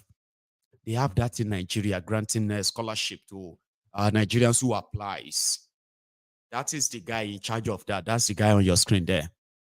But the student loan that Bajabia Mole drafted, says, when you scale the part where your household is not earning more than 500,000 in a year, then you now go and look for level 14 civil servants in your area. Then you can look for the maybe bishop, reverend father, pastor, chief imam, people of that, okay? Or, so all of them will now sign. You get 2 of them as your shorty. So they will now sign that this 500,000 you want to collect, you will pay it back when you are graduate and you are working. So if you fail to pay it back, they would have to pay it back. And if they fail to pay it back, 2 of you will go to jail, or you will pay the fine of 500,000 naira minimum, or as the court decides. So these are part of the conditions. So when you now finish all of that, you now give it to your school's what do you call the guy in charge of your student registration in your schools again? So they will now approve your department head or something like that. So that one will now sign it to say you are indeed a student. That is when you will now submit it. So when you submit it, so people like that will now receive your application, like from everyone else. So they will now, they will now disburse money based on the availability of money. So from what Koolu said, when he suddenly dropped these student loan jargons, Koolu said the student loan will be funded with 1% of crude oil, money made from crude oil sale. Today, even Koolu no know how much, how many, or what amount of crude oil Nigeria is selling in a day anymore. So therefore, you can't even ask them and say, in the last 6 months, how much of the 1% from the crude oil sale that Nigeria sold and collected the money, how much is that 1% now in 6 months? So that they should give you a figure, because that's the money that was supposed to fund the student loan. That's what Koolu said. But it's a lie. So the same Koolu had to kind of, when they were planning to borrow 800 billion naira for subsidy palliative. But may no be like say, ain't no plan for you. They gave he gave the National Assembly 240 billion naira. He gave his wife 51 billion naira. They gave Shitty Man 45 billion naira. He himself, thiefnubu, and his office plus cars plus renovation, he himself is taking over 100 billion naira. This is just supplementary towards the end of last year. And then they promised that they will give you 8,000 naira to cushion the effect of subsidy removal. Abi, he gave the judiciary 47 billion naira. Of course. And the office of the NSA, Ribadu, 15 billion naira. All this money were deducted from the money they borrowed for subsidy palliative. And up to today, they are still working on the register of how to share the money to you. The subsidy people, where they wait for subsidy palliative. So another may no be like say no good. They paid for a new yacht. 10 billion naira for a new yacht, presidential yacht. May no gonna be like say all of you where they do the greatest baba, greatest gogo. You say, oh yeah, manage this 5 billion, audio 5 billion for student loan. No. At the 5 billion, at the 10 billion, at the 800 billion, fishy. Una no go see.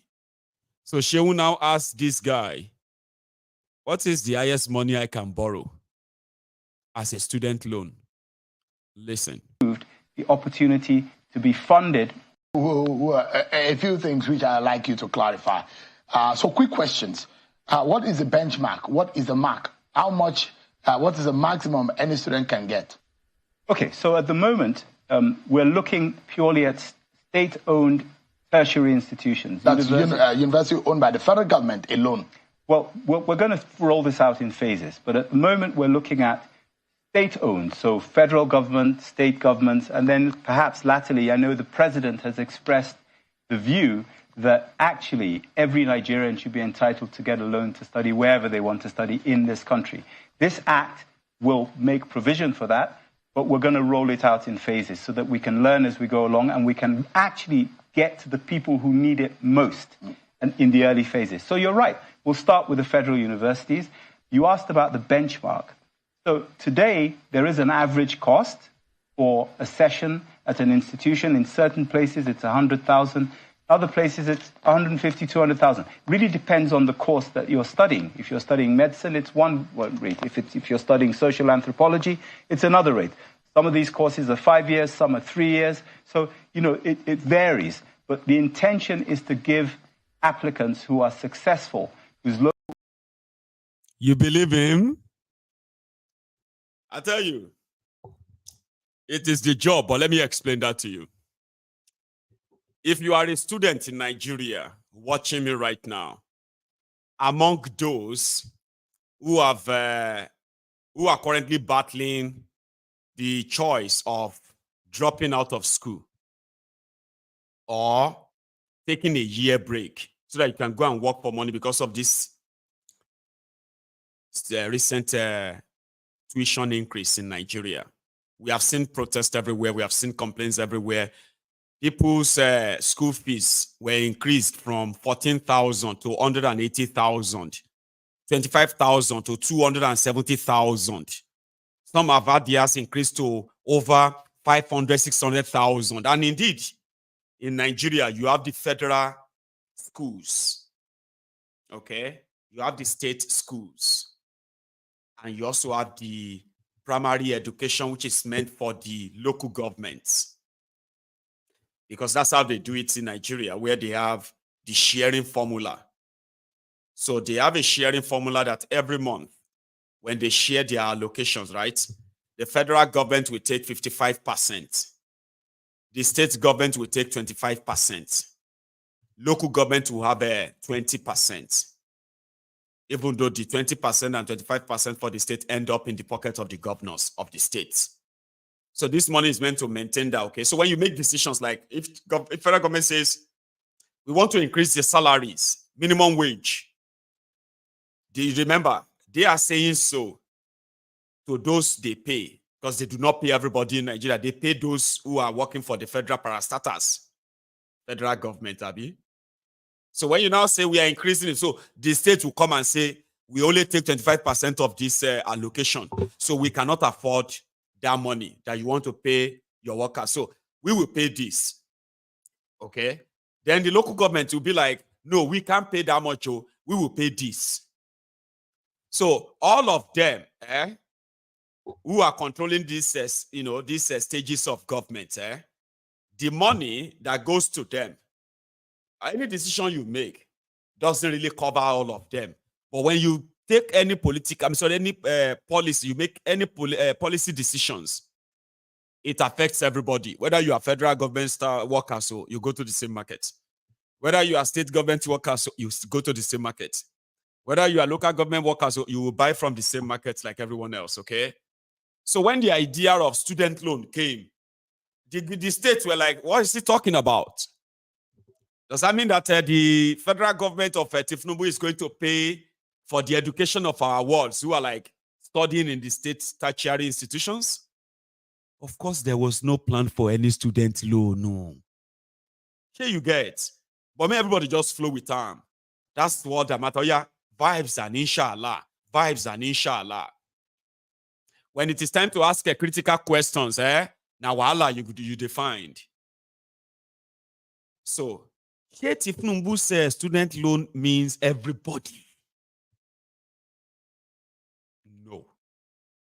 But they will love the state to do it too. You state, we cannot pay minimum wage of 30,000. We need you to come and pay student loan for, They will just laugh and say, student loan, ni. Well, may everybody shall believe, say, student loan, they come. How much money can they take? How much is the highest? Does that mean I can come and take my school fees every time, or sorry, every session, so that when I finish, I can pay everything up? That would be great. But where is the money? Look at this of Apoli in Kwara, who are also on the streets because of the same issue. Hardship, cost of living crisis, this or that. But yet, it won't take long before you actually discover their lies, by the way. When they lie to you, just relax a minute or two. You're going to see the lie fall flat. Watch this one from AIT. As hunger continues to bite harder across the country, especially within the low-income earners, some students and lecturers of Polytechnic in Kwara State over the weekend took to the streets in their numbers in a peaceful rally, pleading with the federal and state governments to fulfill their campaign promises of urgent succor to Nigerians. According to the students and lecturers, addressing hunger and insecurity of lives and properties across the nation is a must for the political class as they make good their political campaign promises. Addressing journalists during the rally across the major roads in Ofa metropolis, the lecturers noted that students no longer find it easy to assimilate when they are taught in class, being on empty stomach as a result of hunger and hike in the cost of transportation and other prices of commodities, which they say have skyrocketed. There is hunger in the land. The prices of goods and services keep increasing day by day. Everyone is affected. Both we, the students, the lecturers, market women, everybody keep complaining. So we want to urge our government, we want to urge those in power. We believe in your administration. We know you are working. In various areas you are working. But please hasten it. This hunger wants to kill some people. The suffering in the land is too much. Currently, the most threatening issues that everybody can really perceive is hunger in the land. There is high rate of poverty. In fact, when you are not well fed, it's difficult for you to really assimilate, and the transportation cost is very high. A lot of them even find it very difficult to get to the school because of cost of transportation. Some of them will have to trek about 5 miles before you come to school. You are already tired. So there is nothing a lecturer is trying to teach you that will get to your school. The students also pleaded with the federal and state governments to urgently save them from hunger and kidnappers, insisting they deserve a better life. We have cases of several kidnappings in the country, and we also have inflation. The price of everything in the markets now is very cost, and people can't even buy what they have with their own hard-earned money. And this is just to remind the government that we deserve a better tomorrow, a better change for everybody, for our children, for our lives. Even because we, as a student, we are also facing the issue of hardship because we can't even ask money from our parents at home. Food now is already expensive. So now, like Gari, now we are buying it maybe 15 naira per cup before, or 13 naira. Now it's now 150 or 200. So please, we do not want this again. The submission of both students and lecturers here is that a better Nigeria is achievable with the political willpower and sincere commitment from the political class. Oluf.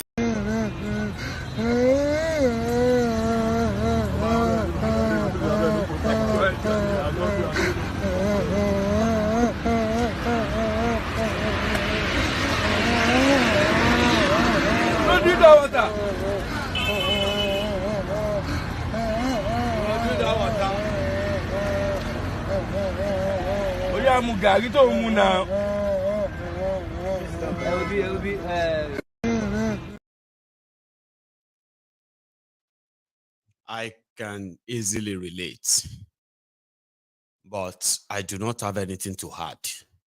I do not have anything to add to that report. I was just looking at the faces of the students that spoke at the end part of the video. And I was like, these students, right? The lady couldn't be probably more than 22, 23. And the young man that spoke last is probably maybe 22, 23 as well, max, or even probably younger. And look at the two of them. They were possibly born after 1999. 24 years ago, Nigeria changed from the military dictatorship to civilian dictatorship. And look at those children there. They are probably not born. They were not born in 1999. They were born after that. And in a space of 24 years, they have already joined the adventure of us screaming at camera, asking the government to think about tomorrow. This thing is too hard. Everything is expensive. Everything is very expensive. Government need to do something. And guess what? 24 years ago, their own parents, they were probably of that same age. Imagine you at 24. Your momsy is 48 or 49 or 50, and you are 24. That means your mom was just about 26 years old, 24 years ago, when she had you. She's probably lamenting as well. I mean, I can imagine what it was in 1999. In fact, the preceding year or years before 1999. Abacha, Abdul Salami, the coup, the this and you remember? But somehow, your papa, your mama, they felt so cool and said, well, democracy is coming. They were able to afford Indomie. 1999, 2000. A Indomie generation. Today, Yusuf don't join. They don't show you on TV. They don't show you on the screen where you are lamenting over hardship, economic problems. They need to do something. Things are in 24 years' time, your children will be on the screen saying the same thing those kids are saying. Cookie shake me. Ask your parents. For those of you who are lucky enough to still have them alive, ask them, what were they doing 24 years ago? Remove 24 years from your age. You watching me right now, 24 years. Take it out of your age and tell me what is left. In 24 years' time. The children that they are just about to, you see, that belay where you go get this evening, that one that your wife or your girlfriend, that pregnancy that is going to happen this evening, in that contraption,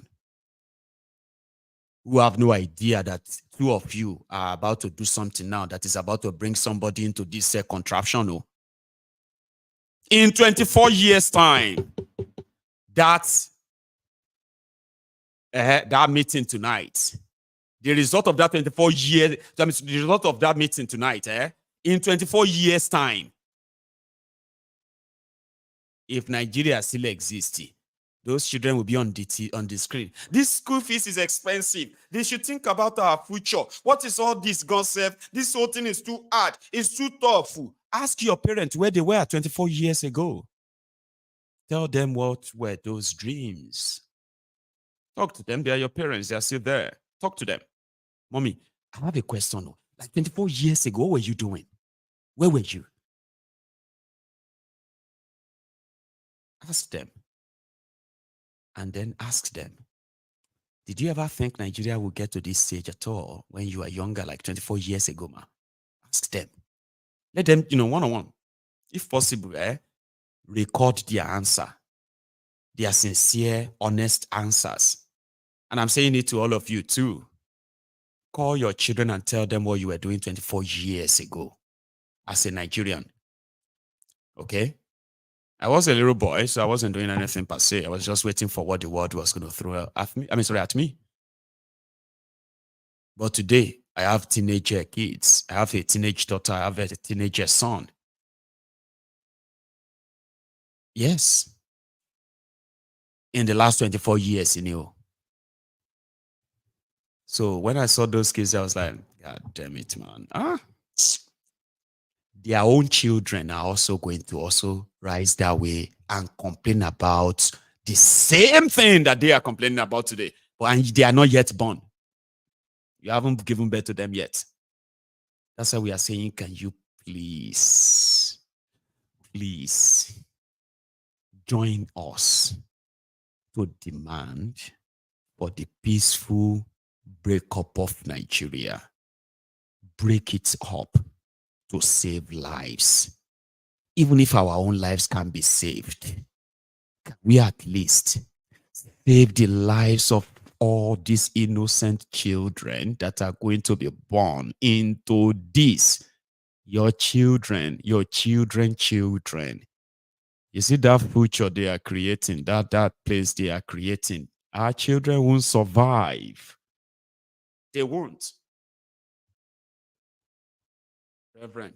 This holy season, wonderful opportunity to train ourselves in the life of holiness discipline, prayer, charity. It is very sad that in our country, Nigeria, successive governments make us miss the previous ones. During the last administration, Nigerians thought we had seen the worst possible. Now we are beginning to feel that the worst, what we thought was the worst, was even very good. Every year, suffering and hardship increase. It is difficult now to know what else to tell Nigerians. Many people are being driven to crime and violence. As Christians, as God's children, we are invited through prayer and sacrifice to discipline ourselves. 1, don't give up. 2, don't, because things are hard, become a problem for others.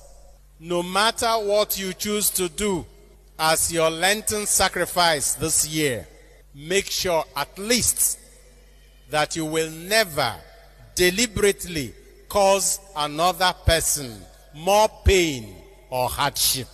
People are suffering enough, already too much. Don't ever do anything that will cause another person more pain or hardship. Let that be part of your Lenten sacrifice. Let that be part of your training in this school of holiness. Affirm your faith in God. Let go of the material things, because we will all return to dust. And allow your brothers and sisters also to be able to smile. Make them smile with small gestures and signs of brotherly love. May your Lenten season be fruitful. What shall I say unto the Lord? Yes, Lord. All I have to say, Thank you, Lord. What shall I say? Thank you, Lord.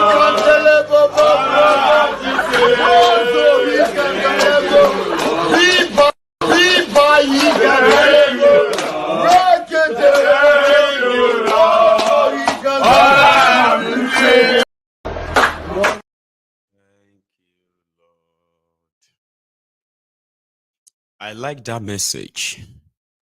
You see, where you have poverty, absolute crime increase will also be present.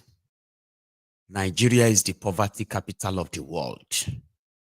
And yet, educated people are acting that they are surprised that crime is increasing in Nigeria. You go see, they say, everybody get down, get down, get down. Hey, get down. Hey, Jesus, help. They say, give your phone, your money, give that. They say, the following day they will go to church and they will do Thanksgiving. They say, Ewa ba mi gbe gba ọpẹ́ o. Yeah. Nítorí pé they will be thanking God that they were robbed by armed robbers and not kidnappers. You see where people they do Thanksgiving. You go see, somebody said that, and it has never left me. Like, they run away from kidnappers. Which you? You say all the witch need is just to look at the mirror and say, well, you are dead with that. If you remember all these Nollywood movies, right? Let's do like this. Uche, the son of Emekus, appear. And then they will show you in their hand palm like that. Where you are there, doing your ozu. Or maybe you are playing with your kid or something. Say, so you, Uche, you are enjoying. I therefore take your enjoyment away. Some of us grew up believing that people have that power. You say, don't touch my head, though. Don't touch my head, though. Don't steal my destiny. They really touch our head for our house, so they really touch our head, not take my glory. Oh. They say, I don't collect money from you, it's just going to use your glory. Oh. All these kind of things that they told us to be very careful of for more today. In that contraption, ladies and gentlemen, you will see people that will say, oh, if you give me 10 million naira, you can take my glory. The glory will not make me money. So the situation has gotten to a stage whereby abnormalities are normal. That's the point I'm trying to make for you there, that you will see people that will be doing Thanksgiving because they were robbed and not kidnapped.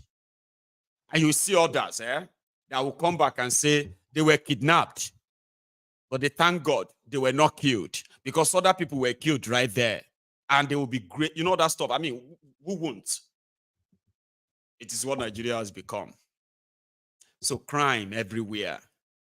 Papa carrying his own children, go sell them for 50. What do you think he's thinking? When a father agree with a mother, and in our context, from where we are from, a mother has this special bond with their children. Okay, that you can't take a child away from a mother. In Nigeria, a mother, they volunteer. Another one sold two of our own kids, sold them for 230,000 naira. And she went home, a woman. That one that is a man, that one sold his own son for 450,000 naira. His own son, he sold this one, that woman sold two. They arrested them. And the question running through my head was that what was their expectation from those who they sold their children to? Crime. And that is why we say poverty is a really, really bad thing. And it has been weaponized in Nigeria, unfortunately. So when you have capacity to help, please help. I know that is something that some of you will probably say, no, Mayegun, we agreed. I know, but we're all humans, right? If you don't help, at the end of the day, it doesn't really matter. That's it. I will advise you to please help, because the situation has gotten so bad that to even enjoy what you have worked for yourself will soon become a taboo. You get that? Where you have to lock the entire house.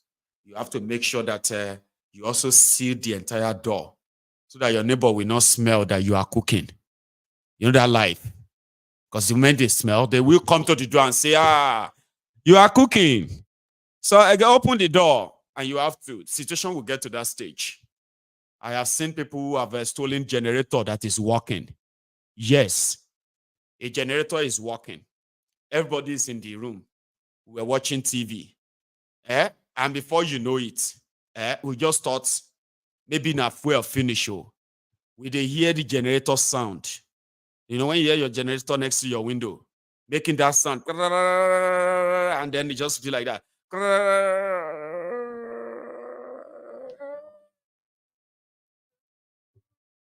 Because your generator don't dey cross street.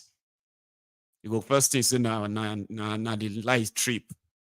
We have witnessed people who have stolen a pot of soup, pot of stew on the stove, simply because they're just waiting for it to just to steam, the soup to steam a bit together before they will go and serve the food. Another neighbor carried the entire pot. I've seen that happen many times, and they are true life stories. So when you have poverty everywhere, even you will get food, you are not safe. I hope you understand.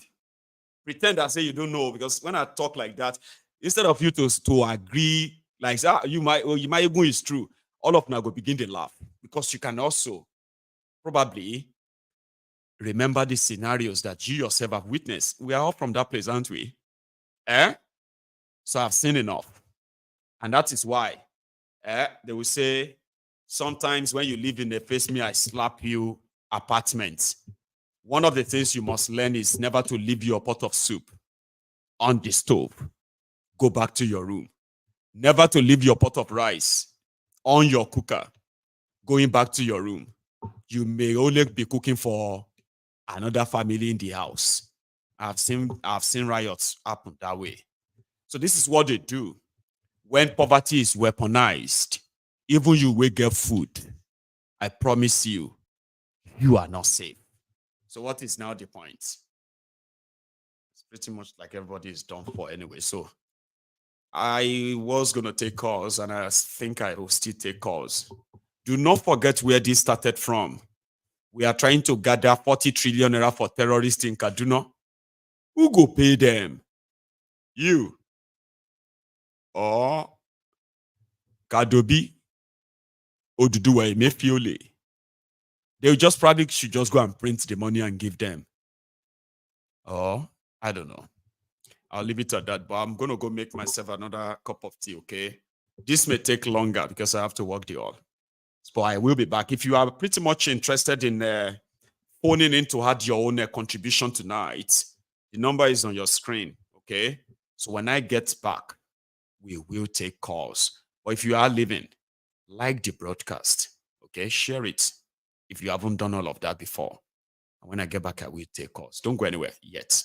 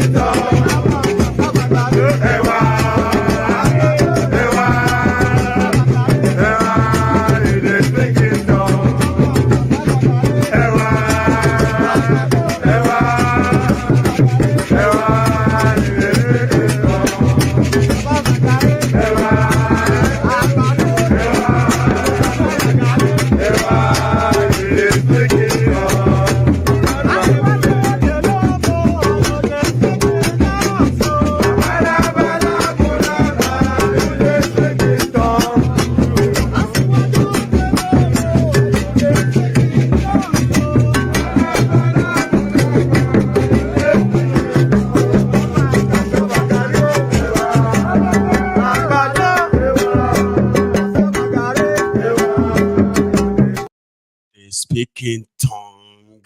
That took longer, but I mean, I had to. Thank you so much for your patience. For those who are still here, yes, the line is opened, and I do have my first caller.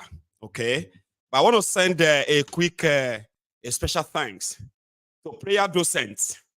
Prayer Docent, I got your message as usual. Okay, but somehow, I always sort of forgot that I have to say thank you. I'm so sorry. Like that didn't even come out right. Okay, but I mean, I've always had it at the top of my mind that okay, I'm gonna say hello to Prayer Docent. Then I just get drenched in the old talk that until after I'm gonna. Oh, no. Well, thank you so much, ma'am. God bless you. Here is my first caller, and I want to believe this is Elder Akinola. Is that you? Yes, that's me, General. Oh, yes, sir. Good evening to you. How are you, Baba? Yeah, it's great to be here, and always want to thank you for what you are doing for the people, and try to open their mind. In essence, thank you so much. What at times is always easy to confront the evil of the day, but when you look at Nigeria, I was listening to this song that Okoso released about 40 years ago, Which Way Nigeria. In fact, when you listen to that music, that song, you would think that it was released yesterday. The same problem we're facing right now, where the issue that guy sang about 40 years ago. And I the listener today should go and just type it on YouTube. And the title is Which Way Nigeria by Sonny Okosu. The point I'm making, you made that point very clear in your discussion tonight. You know, I remember when my grandfather was being buried, and the message in one of the Anglican church was, now if Babangida did this, Baba is no longer concerned. It's this and that. It's now left for us and all that. Now we are here and we're looking at our children, coming to complain the same thing that our grandfather complained about. Then the question is, same thing. So, and this is why at times it's difficult for people like us to be swayed by a lot of labaloo that they are doing in the politics in Nigeria. This is why I will never support it. Somebody who has been a politician before, under any disguise of any name. If you have been a Nigerian politician, you have operated in executive power or even legislators and all that, and you have not delivered any good for the people, to my judgment, I can never in any way advocate for you in essence. And this is why people like us will continue to back revolution now. There is something that happened was it today, when Omoyele Sowore was talking about Dati, as he was kneeling down in front of Buhari, Tinubu, and was like, cool, and whatever he was saying. I was like, look, this is the reality. That you and I may say that we disagree. I was reading all the comments. People were dragging on Omoyele Sowore. It was just showing respect. Respect, key them. When we see all these people that have meted hardship on our people, the way to show it is not when you kneel down and start to greet them, after you have threatened so hard on TV, this will happen, if this happen, this will happen, this happen, then you just kneel down there, and it will make Tinubu to feel like there's no correlation, so to say. I get you. That as if he's a god, in essence. It's and these are the double talks that we see most time, and that's why people like us back the revolution now. And one thing I want to say again, I know there will be many people that want to talk tonight as well, so that I can give them time, is that we should never forget Deborah. We must continue to put our voice until that woman, that lady, get justice. She did nothing wrong. And there, the same bunch of Islamic jihadists, who are telling us that the whole Nigeria, they have the audacity to go out and go and burn somebody, and the Federal Republic of Nigeria, the government of Nigeria, have refused to deal with those people. They promised, they did whatever. They cannot tell us. They don't know those people. They do Those know people them, are members of. They do know They are them. in the And same class. even people are asking, sir. A lot of people are asking for justice still that we'll never stop talking about it. But there's something I need people to know, okay? Or should keep reminding us, right? That Deborah didn't get justice is because the system wanted it to be so. The killers of that young lady, they were arrested. In fact, they were actually arrested eventually, sir. And you know what happened? They charged them to court. They did not charge them to court for killing Deborah. They charged them to court for public disturbance. And guess what, sir? Police that charged them to court never showed up in court. So it got to a thing whereby the judge was writing the police that, are you not going to come and present your case? Are you not going to come? Or, you know, we all know why they never showed up. Sure you get? Because they expect the judge to throw the case out. And that's exactly what happened. Those people were arrested. They weren't charged for murder. And the one they charged them for, it wasn't tried. So the court discharged them and acquits them. So if you and I is asking for justice for Deborah today, they will tell you that. And you know something, sir? The police never appeal it. They never appeal that judgment. Yeah. And you want to tell me that a person like Kanu deserves to be in detention? When somebody that killed people, even look at, what is his name, Articuluta. Deleted the message on his Facebook saying that he didn't test against more or less voicing support for the people that killed Deborah. And some people in the southern Nigeria. They were typing in Hausa, in those languages. They were telling him that he has betrayed Islam and they will show him. If he wants to be president in 2023, Abi, he should come back. He should come to them. He is denying them. Young people who did the work of Allah, the work that Atiku will never want to do. All these big men, all these young people did the work by killing an infidel. Atiku came out to condemn it. He quickly deleted it. We saw that too now. And from Southern PDP, the Articulutas still voted for that man. Where one day? The man that could not stand up for Deborah. And he wants to be president of Nigeria. Enough is enough. I think it is either we ask for justice or they divide our country. I don't want to see myself in that type of country too. I don't want my children to be in that kind of country. It's enough. Enough is enough. People have to call it what it is. It's either we get justice or we divide our country so that we can get our secular country. We don't want Islamized Nigeria. So if that's what they want, they should have it for themselves. Tomorrow, I'm going to do a program tomorrow afternoon. Hopefully, a lot of people will join us. I want to talk about, what do you call it? I want to talk about the reaction, our reactions, okay, to those who are claiming to be Fulani Yoruba, Hausa Yoruba, or something like that, and they are openly derided Yoruba's, what have you. They're like, I want to have a chat about that tomorrow. There are some stuffs I've actually sort of uprooted from it, and hopefully I can start it tomorrow. See, Elder, thank you so much. I got the picture that you were talking about, that one of Dati and thiefnubu inside the mosque. So they said because thiefnubu was seated on a chair, so he had to sort of below himself in order to be able to say hello, that it would have been...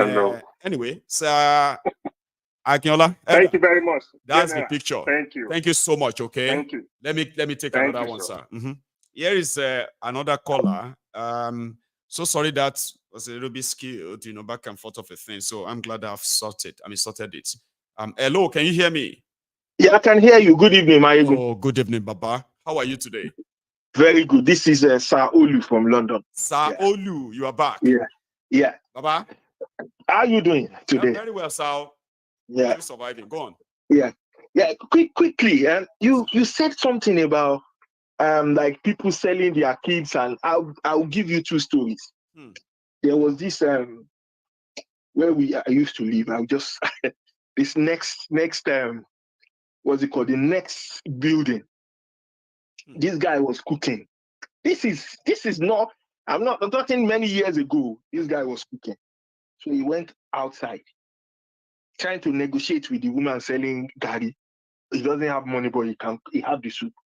There was another person facing him. The guy has the gari, he's already done there, but he was inside with his own key, just looking. As the guy go outside, second time, still go negotiate that. By tomorrow, I will give you the money.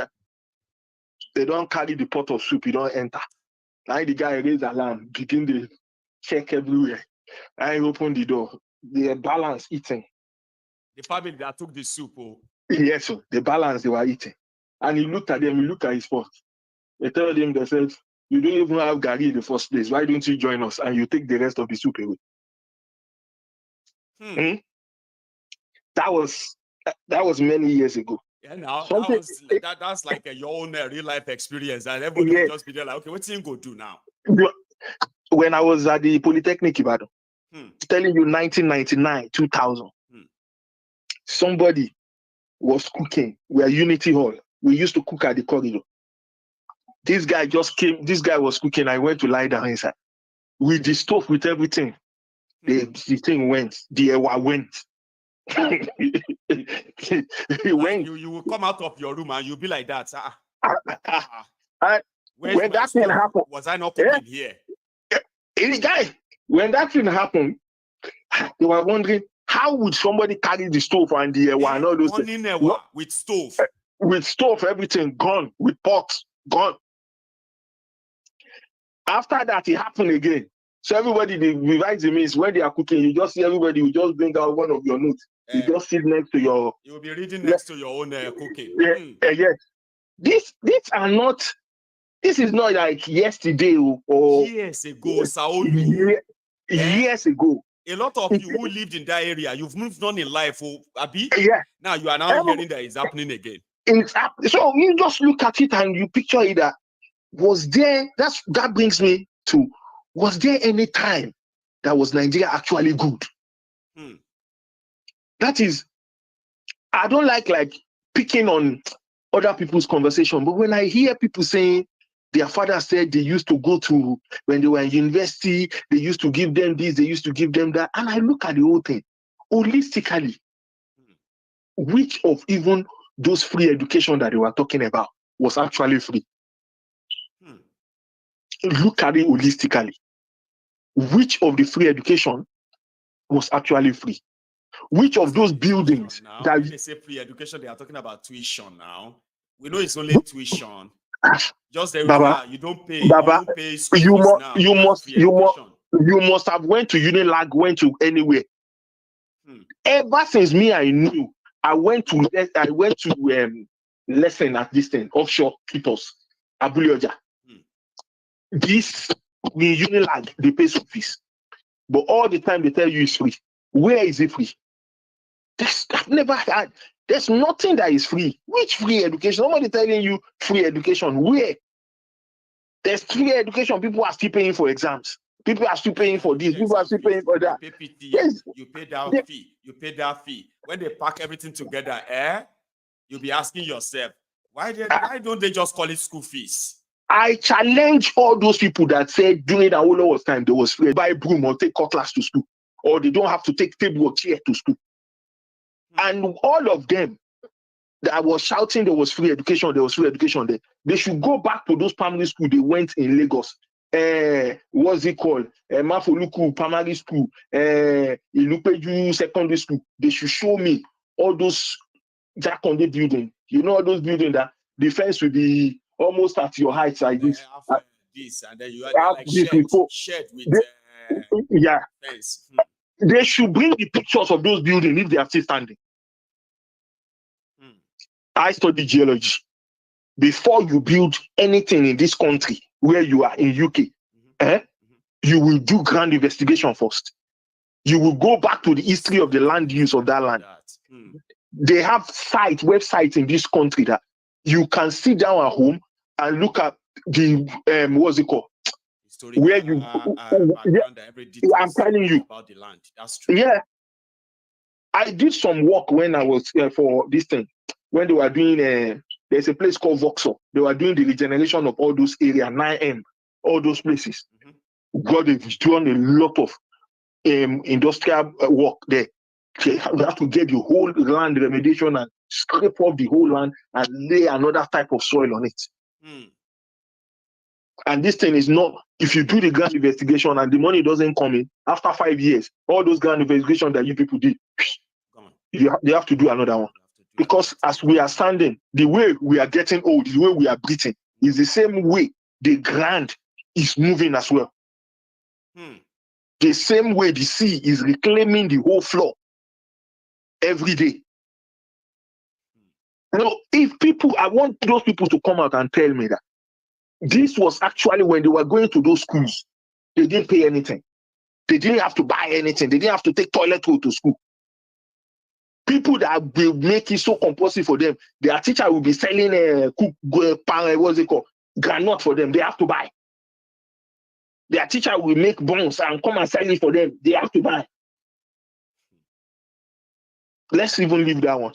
The guy that those people that are asking for 40 trillion, if they don't, if they have the knowledge that they can print the money, that's why they're asking for it. And this guy, Ajuri, he said, oh, no. They didn't say it's the northern people that were in charge, that was causing that they suspect. Yeah. Sabotaging thiefnubu's government. I mean, yeah? So yeah. They say who? It's come on Twitter that they never said so. But we all know. But Nonuga, was going lyrical yesterday. Like, we know that some northern elements, including some northern senators, who are working and trying to sabotage the effort of the president by giving bad image. Blah, blah, blah, blah. Yeah. Do you remember this guy, Shetima? Yes. When he came out publicly and was calling out Jonathan that when they kidnapped people, he went to Abuja, they never gave him audience and all those things. Yeah. This thing, these people, they know who these people are. They do. They know where they are doing these things. How can the federal government come out and say that this bandit, they have information that they want to strike in 14 states? Yeah. So you people have all this information. So what are you going to do about it, or what are you doing? What are you going to do about it? What are you going to do about it? But if an ordinary person, now if an ordinary person gaslight anybody in government, like this guy, what's his name? Akpabio. Yeah, they say it's cyberbullying. Akpabio is just there, like he's waiting for, about that guy, horrible pass waiting. I even imagine, no man, like an attack. Yeah. At the funeral, the video we played yesterday. Yes, now. That, that guy. You they call we don't die, widow. Yeah. Say the widow is supposed to be here with us, but she's not here with us now. She's here with us, but she's lying there now. That they did not clap for him enough. The way they clap for Obi, is it because he's not a presidential candidate at the funeral, Baba? Saulu. The guy, go and look at. Is he not the one that they did off the mic for? He was. Nah, he's the same guy now. I see that off the mic stuff. That off the mic. They are talking about over 4.1 trillion naira stolen. Where he even wanted to sleep. He even wanted to sleep with the woman. Yeah. You remember the doctor? Remember that doctor that they put coke in his mouth? Where is he now? Is he dead or alive? He's still working in NND. I mean, what's it? Niger Delta Commission. NDDC. I was reading something about him today. He's still there. He's a senior colleague there. Yeah. He's a senior officer there. Pondey. His name is Pondey. They don't have to explain how the money gone missing, and he started and he fainted. About honestly, they don't talk ill about the dead though. Cairo, there was one Cairo Jodu or something. The guy that had that attack, I had that attack and died during Nigeria match. And now the one from Delta now. Yeah, the guy that was sitting next to that guy that they were pouring coke in his mouth. See, Baba, Saulu, take another one. Thank you very much, Baba. My brother, take care. Good evening, okay. Nice one. See, all right, and this is part of the reason why some of us will continue to remind them that listen, we don't have a clue where you're having that belief from, okay, that Nigeria is going to still work. But we will continue to remind you of what it is than what you want it to be, or you do not have any capacity to actually make it happen. But you see these rogues, they have all of the capacity to get everybody destroyed. If you don't stop them, they will never stop. This is Prince Jejeman representing IPOB. For life. Prince, Thank you, how are Baba.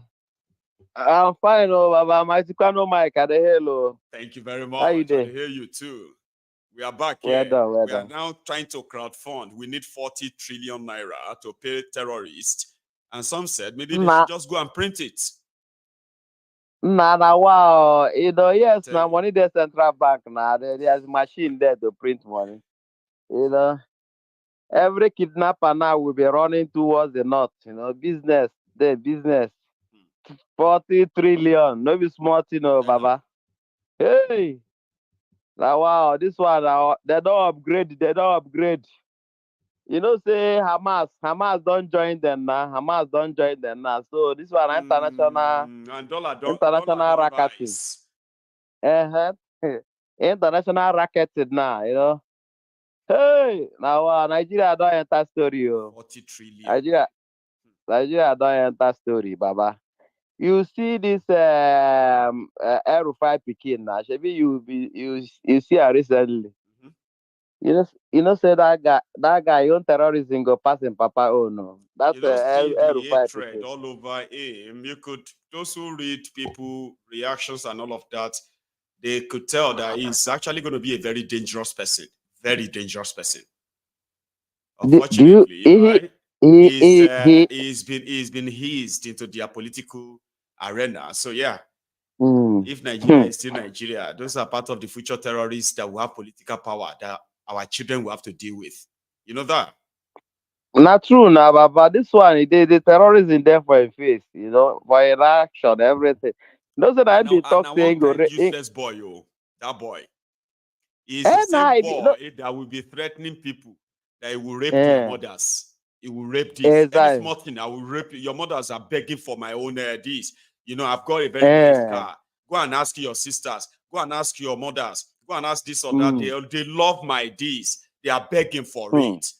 Son of a fire, but he's House of Representative member now from Kaduna. He say he House of what? Representative? That one? He's a lawmaker. You don't know? I don't know. Hey, Prince, how you take me, Sam? Oh my God. The boy now, House of Rep member, is one of those them cook for 2023 for them there now. Now, wow, Jesus of Nazareth, lie. Hey, Baba. You know, say she would be asked some question now whether they do their interview. She would ask her, are you Fulani? You know, he's saying before Hausa Fulani. Now he's saying be Hausa Fulani. Now wait till they tell those mugus. They don't enter back into their cocoon now. Inside they don't enter back. You say before when Buhari there, all of them are Fulani. Now they don't run enter inside their cocoon. Say they be Hausa Fulani. No Fulani. Hausa Fulani. You know. Hey, but my good general. My ego, you know the way they happen. We say, tell us. This government, they are not ready for anything terrorism. You don't say you show us where they there for Minna there. No, out of all the whole their speech, no, they never talk about all the kidnapping, all the killing. Nothing. And now, in the told hope they come. People when they talk to for that place, sorry, Prince. People when they talk to for that place. Some of them, they go kidnap them or kill them this week. You understand me now? Bam. Some of those were inside that gathering. Either not just stand by or so. You get when by the end of this week, is either they will be killed or kidnapped. You go hear the news from Niger. Now, no be lie because 40 trillion. The other kidnapper warming up now to raise their own bar. See, Baba, you know when Tinubu enter. You know, say, them being get during Buhari time, all the whole terrorists that Saudi Arabia or UAE, they release all their names. Where we say the days are Nigeria government, especially all this from all those north. Till today, as Tinubu enter Jaga bandits, they never talk about that list. Are you getting me? So how they want fight, where the you don't say one now Yoruba Commodore. He come for the channel. He tell Nigeria and say that they should hit the center gravity. That the people who are sponsoring this people are the people to be hold accountable. Yes. First of all, before you start talking of people kidnapping in the bush. And till today, all the people, that man, they shot him down. Till today, they never talk about all the people who are the sponsors. I getting me? So you see that they are not ready to fight anything. Because this money that you see that these people that are asking of this trillion now, definitely you will know that people that are in government, they are going to cut their own share out of it. Are you getting me? Because and all the sponsors, if you look at that BBC investigation documentary, you see that these people that are collecting this 40 trillion, they are only on the mat. You can't even see a better house. It's hot. That's where they are living. Nothing. And you'll be like, are they burying the money near, or who are those coming in to take all the money from them? Because, man, they don't look like people who have collected trillions from Nigerians. So. Generals in the army, all of them, now they share all this money. Whether they map out for security, they go share. Nigeria, made them divide Nigeria, releasing now the Kanus. Give us referendum. Let everybody, baby Biafra go, Duduwa go. That's where we are. If they continue this thing, that's so that all everybody will go down. There's something I want to show to the people, Papa. And I think you should be interested. You will be interested in it too, right, Prince? Yes, thank you Papa. So much.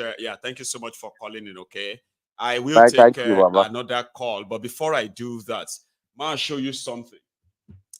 Here, I saw this on the internet a few days ago, and I have been trying to see if I could see anything closer to it, so that I could possibly give that to all of us who have been asking, like, what is the way forward? Breaking up of Nigeria to what and what? But there's something I want you to know. In Nigeria, you have the ethnic nationalities. And within the ethnic nationalities, we have tribes.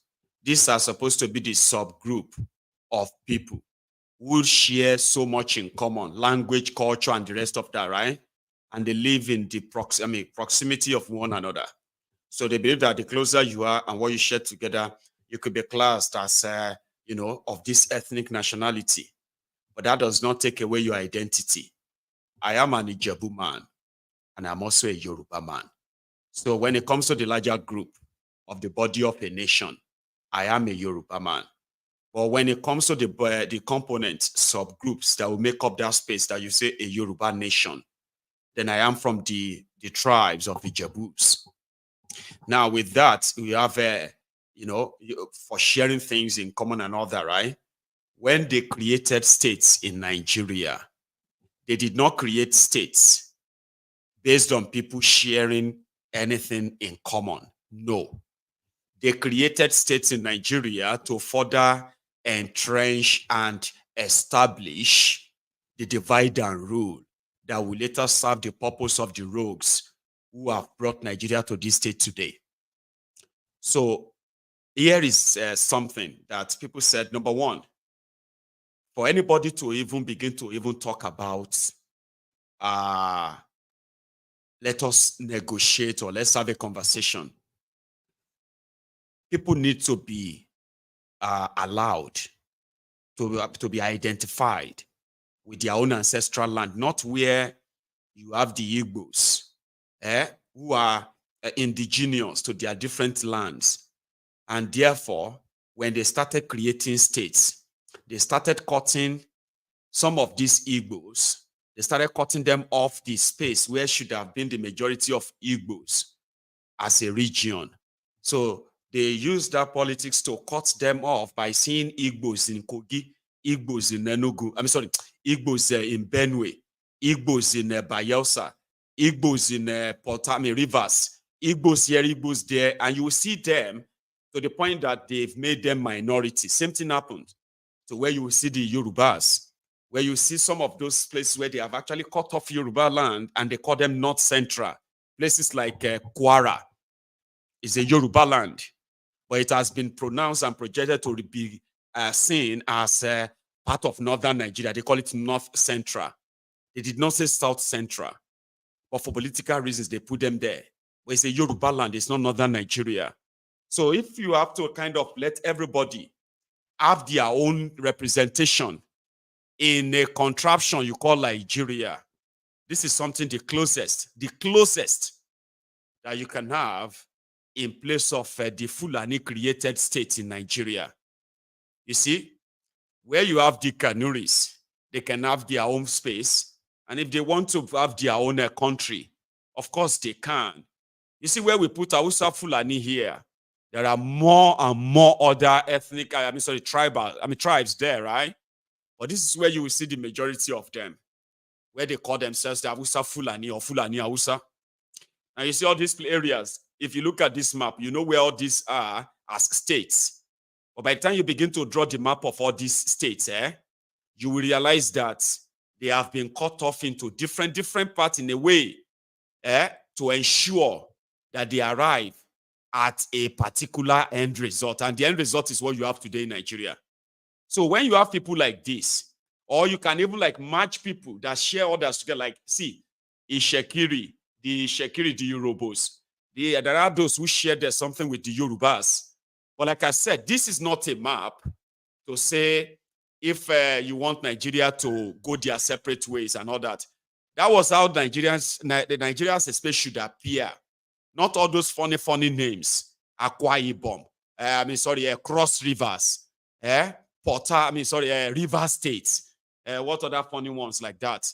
There are actually people, indigenous people of those areas, that they could actually have their own representation. Are you with me now? This is the closest that you can get to anything at all that gives everyone their own identity.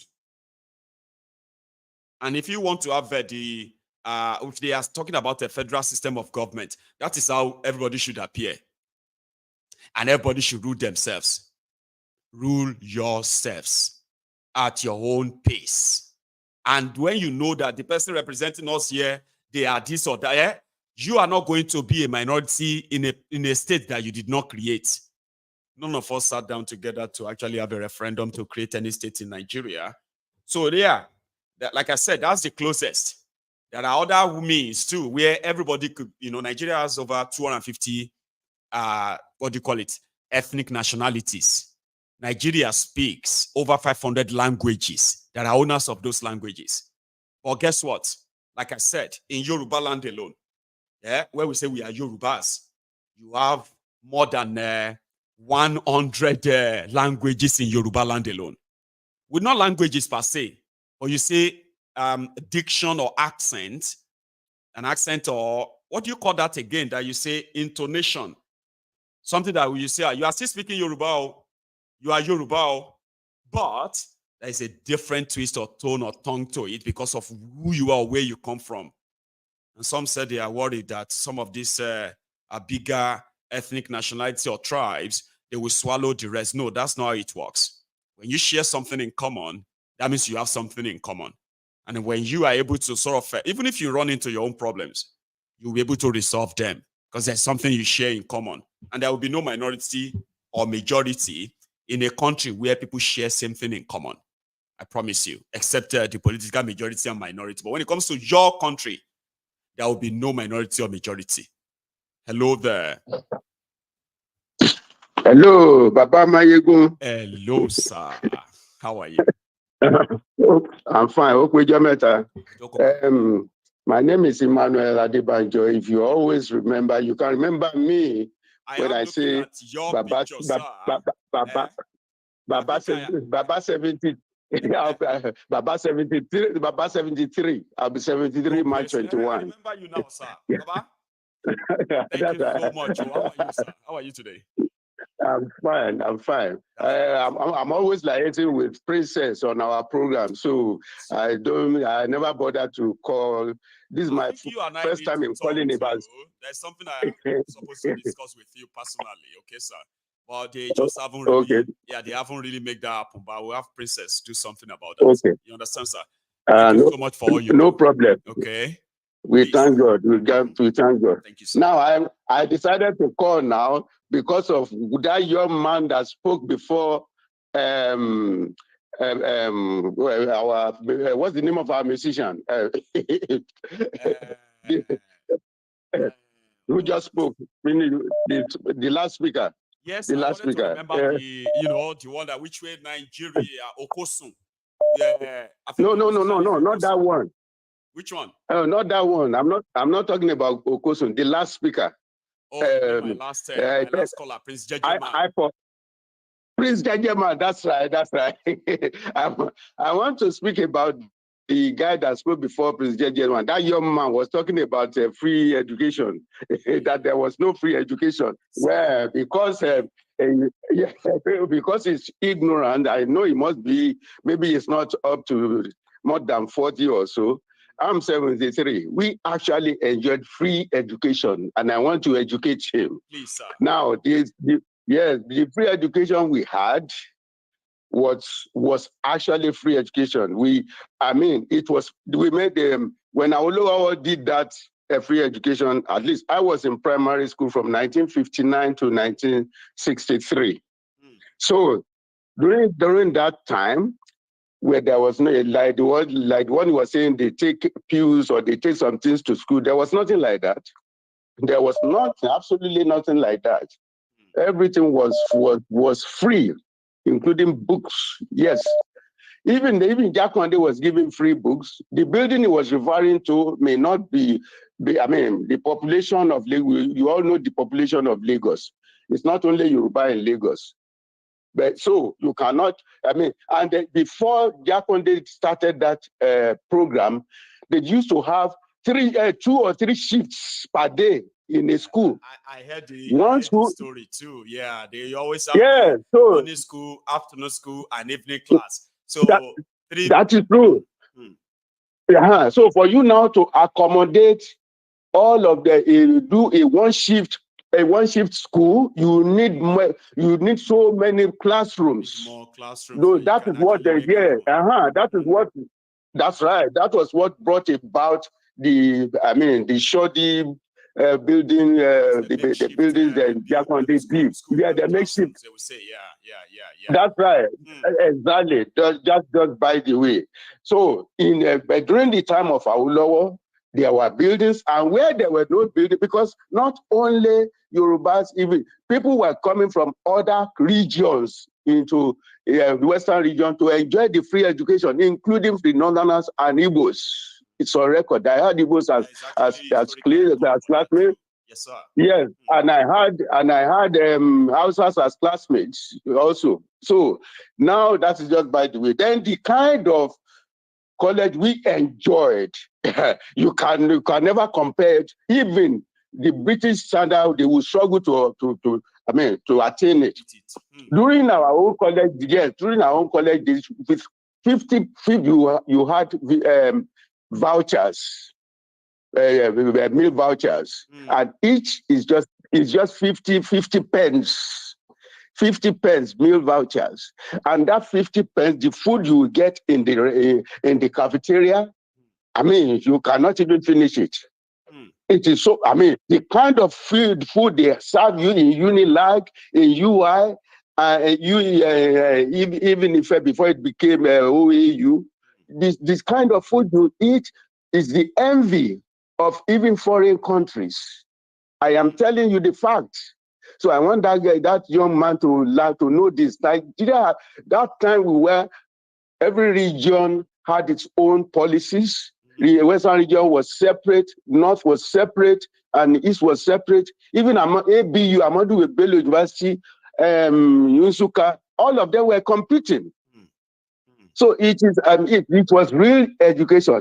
To buttress my point, even a serving minister of education was so all his ambition was to become the VC of UI. The minister of education, yes. Yes, so his ambition was to become the VC of UI. And when he couldn't get it, he regretted it till his death. That to show you how high the universities were then, it's like which minister will aspire to. Even the present day VCs, they will want to be a special advisor to minister, not the other way around. So that was how good the education was then. And then at that time, if you graduate from any American university, you come back to Nigeria, if you don't have a master's, you will be relegated, because the master's degree in America was equivalent to our own first degree in Nigeria. That is how high our standard. Yes, I am telling you the truth. If you attend any American university, you don't have your master's from America before you can start next to a first degree holder in Nigeria. Exactly. That was how it was. Yes. Yes, that was how it was during our own time.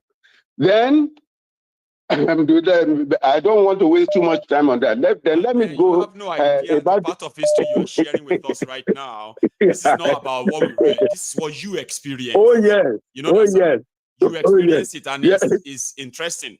You need to read the comment. A lot of people are just there doing wow, like ambulance. Yes, it is true. That was how it was. And then concerning the issue of I don't know if you do. I know this is not for you, or maybe you can possibly just maybe give an answer. And if you don't have the answer, it's okay. How come people who enjoyed all of that are now those who wanted a country or running a country? There are people like us now, we are now like the victim of it. Like, how could people who enjoyed all of that suddenly could sustain it or reciprocate the same thing? I will give you a simple answer. Sir. I got married. I will give you a simple answer. To be short, I got married in 1984. Yeah, my best man was working. Years ago. Yes. My best man was working in the presidency. I won't mention the president was working with. So my best man introduced me to the presidency for contracts. Do you know what happened? We sat down. I was going in and out of the. I don't want to name the presidential villa, so they don't know exactly which president I'm referring to. But I was moving in and out of the presidency, even including the VC's house, all of them in Lagos. Now, what happened? They sat me down. The first contract they wanted to give me, they told me that, well, if you do the, let me say a job of 20 million naira, they say, if you do this work, this is what we get. I said, I have no problem with that. But they said, if you don't do it at all, this is what you are going to give us. That is to say, if I don't do the job at all, and they raise a voucher for me, I will give them 15 million. 5 is mine. But if I decide to do, yes, but if I do, yes, but if I do the job, they will take 10 million. Then I will now do the job. The calculated what I will need to do the job will be like 6 or 7 million. That means I will get 3 million. They take 7. They take 10. I use 7 to do the job, and I say I will do the job. That's what I did the job. I got my money, but that was the one and only job I got. The next time I called my friend, my own best man. They started dodging me. But I mean, what do we do next? I mean, I was running health task. That was how I was sidelined.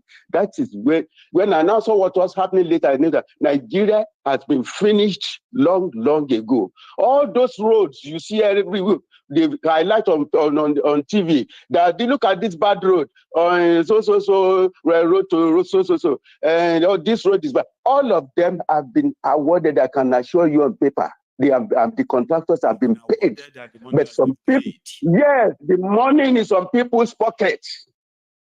That it has been happening long ago. It's not just happening. And even there is a state, which I don't want to mention, they have 3 accounts. One for the public, which they present to the public. Another one, which is the genuine one, they have 3. The 3. So once they get their budget, do you know that when they want to award all these contracts, they will sit down after they will. I mean, the Ministry of Work, they will scout for all the budget for all the roads they want to do. They will submit them down. They will now sit down with the governor and the cabinet, and they will be choosing. Okay, you take this, you take that, you take that. The person that wants to do the job now has to buy. I was close to the person they gave it. Yes. Wow. Yes. I was on phone with on phone with one of those ministers. I was talking, and was telling that he was talking to somebody, and that person said, "You want to do this? Why do you just send me? Why do you want to trouble yourself doing the job? Yes. Sell it off. Yes, sell it off. Why do you want to bother yourself doing the job? That is it. So that is Nigeria for you. It's been going on for a long time. So Nigeria is virtually wrecked. All those things they are saying that anytime I go back home and I see all those roads, I know what something has happened. This money has been spent. This money has been used to purchase properties abroad and all over the place. That is what is going on. Thank you. And so when I saw that, so how can I join that? I don't have the conscience to join that kind of a group. If I join, maybe I will be in the group of all those multi-billionaires they were talking about today. But I can't. I have a conscience. And somebody like me will be praying to be like you. And I won't know that the money meant for my own future is what you are actually spending. I want to be like, billionaire. That is it. Live. That is it. Tell me, sir. Thank you so much. Our time is so before I go, one more. Yes, that mind, okay, sorry. Okay, let me leave you. That's right. I will let you say it. Thank you. We are already over 3 hours, so I'll just let you say it now that you've asked for it. But a minute. Look at that man you highlighted that was that bought all those vehicles, tractors, and all those things distributing in Ogun State. Look at that guy, and everywhere now they were praising him. And I was replying people that you are out of your mind. If you know the secret behind this one, he wants to be the next governor of Ogun State. He's not doing it for nothing. And this is a man who ran away from Lagos State because he cannot become the governor of Lagos State, ran to Ogun State, became a senator by bribing his way through, and that is what he's just doing. The next time you will see him, they will say he's running for the governorship seat. It's simple. Waiting to take over from Dapo right now, and I promise you, sir, I promise you, he's spent a lot. He's bought a lot of people, sir. They bought family house for him in Yewa. So right now, there are those who are already sort of soldiers, foot soldiers. So he's waiting. But the question is this. We have seen what they have turned the Ogun youth into. God will not forgive all these people. I swear, sir, right? We have seen it. Yes, and we have seen what this Yaji is doing. Okay? And when he finally becomes their governor and is unable to actually change their lives, since he's already paid for all of this, these young people will come around and be praying to God to touch his heart. What would they say then? Because it is going to happen. Exactly. It will happen. So what would they say that, okay, a person that has been spending all these billions, call it empowerment. None of this is really empowering anybody, because since big days, they have been sharing Okada, sharing this, sharing that, since Benga Daniel's days. Sir, it never helped people out of poverty. Yes, do you know that when I was in secondary school, it is brand new Toyota cars that were used as taxis in all over Western region. Brand new, not Tokumbo.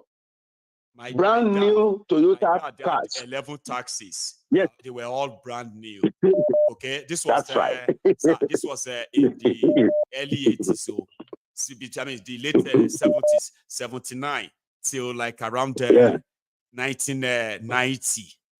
That's right. Was like, yes. they were calling him chairman then, they call him Oga and all that. He had 11 brand new taxis that were operating in a cold yes. That's right. I can testify to that. That's right. So when I now see people, I saw one man who we were schoolmates together. One day I went to Lagos, then around the Palm Avenue, I saw him on Okada, riding Okada. I had to park that, no, it can't be. This is not. Then I called his name. He was dusty all over. I looked and said, is it you? He said, it's me. I said, what happened? Because the last time I saw him, he was the marketing manager of a company. Wow. I said, what happened? How could you descend so low? He said, he said he cannot explain. It's a long story. I was nearly weeping. This is a man who was, very brilliant guy. I know him very well. I was just shaking my head. No, this cannot. I told him that, please. I gave him my card. Go to go to this place, go to this place. They should be able to help you. And he did. He was thanking me. All because, let me just leave you because of other people. Nigeria has a way of taking everything away from us. But a lot of people do not know that Nigeria is programmed to take everything away from them. So they do blame evil people, evil deeds, evil spirit, and all of that. And we can't let this young generation also grow old and believe that some evil spirit is making them poorer, or some evil spirit is making them giving them bad luck. They need to understand how the system is rigged against them. Early enough. Yes. Abiko, Baba? Yes, exactly. You are right. Thank you so much. Thank you so much. Say hi to Agbepe. I will. And my young man and the sister. Akinola, that's right, yes. I will, sir. That's right, yes. Thank you so much, okay? We love the time you shared with us tonight, I appreciate you so much. Thank you, sir. You have a good one, okay? That's where we're going to draw the curtains tonight. We've managed to overshot our time, but I did fulfill my promise. I said we will take calls and we will have it under a very convenient conversationary atmosphere. So thanks to every one of you, as usual now, spending your evening with me tonight. So tomorrow, you will meet with me here in the afternoon. And to my friends in America, just get used to it now, because it's like, and Canada too, get used to it. You don't really have to call.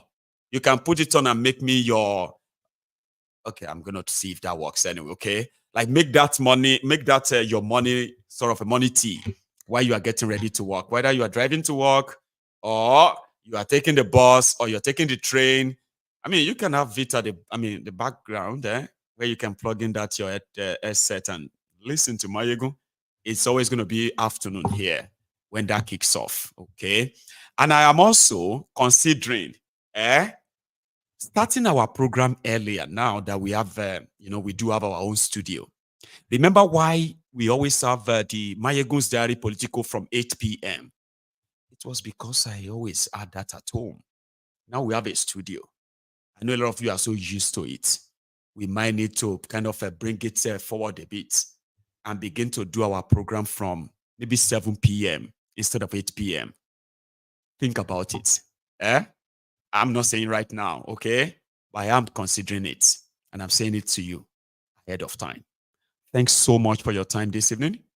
And those who are still here, please remember, you can still like the broadcast before you go if you haven't already. Subscribe to my channel too. I will see you again. Good night.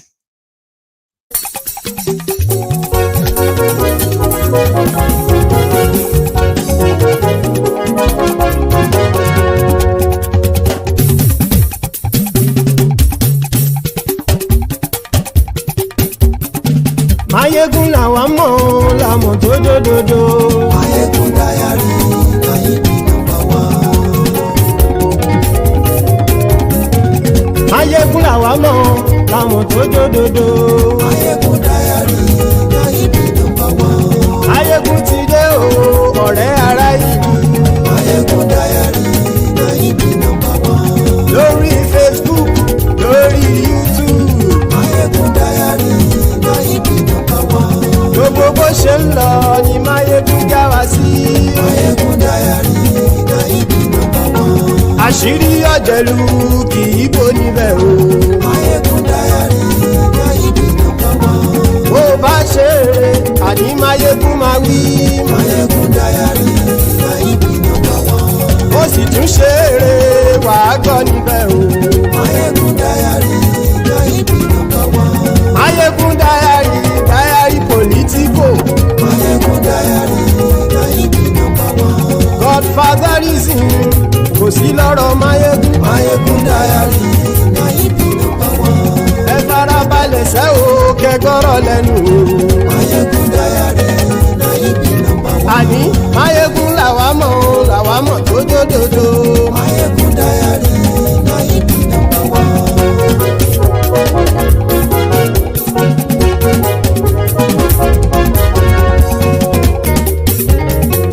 Àní ẹ̀sùn ràkì. Mayegun ti dé. Mayegun ti dé. Ọ̀jẹ̀lú ẹ̀sùn ràkì. Mayegun ti dé. Àní ẹ̀sùn ràkì. Mayegun ti dé. Lórí Facebook. Mayegun ti dé. Àní ẹ̀sùn ràkì. Mayegun ti dé. Lórí YouTube. Mayegun ti dé. Àní ẹ̀sùn ràkì. Mayegun ti dé. Bọ́ bàbá gbé wúrẹ́.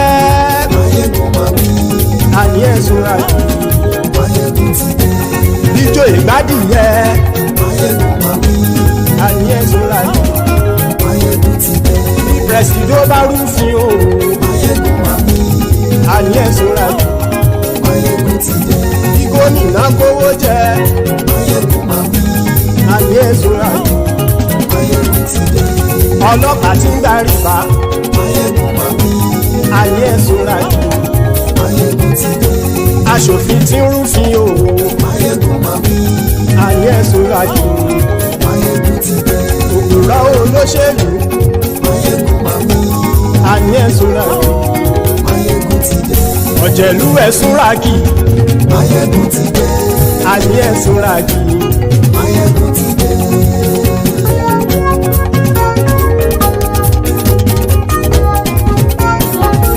Mayegun ti dé. Gbogbo ọ̀jẹ̀lú ẹ̀sùn ràkì. Mayegun ti dé. Gbogbo ọ̀jẹ̀lú ẹ̀sùn ràkì. Ṣùgbọ́n ní bá ti ṣe èyí tó yẹ kí wọ́n ṣe, ọmọ bá dèrò ní fi wọ́n níran o. Mayegun ti dé. Gbogbo ọ̀jẹ̀lú ẹ̀sùn ràkì. Mayegun ti dé. Gbogbo ọ̀jẹ̀lú ẹ̀sùn ràkì.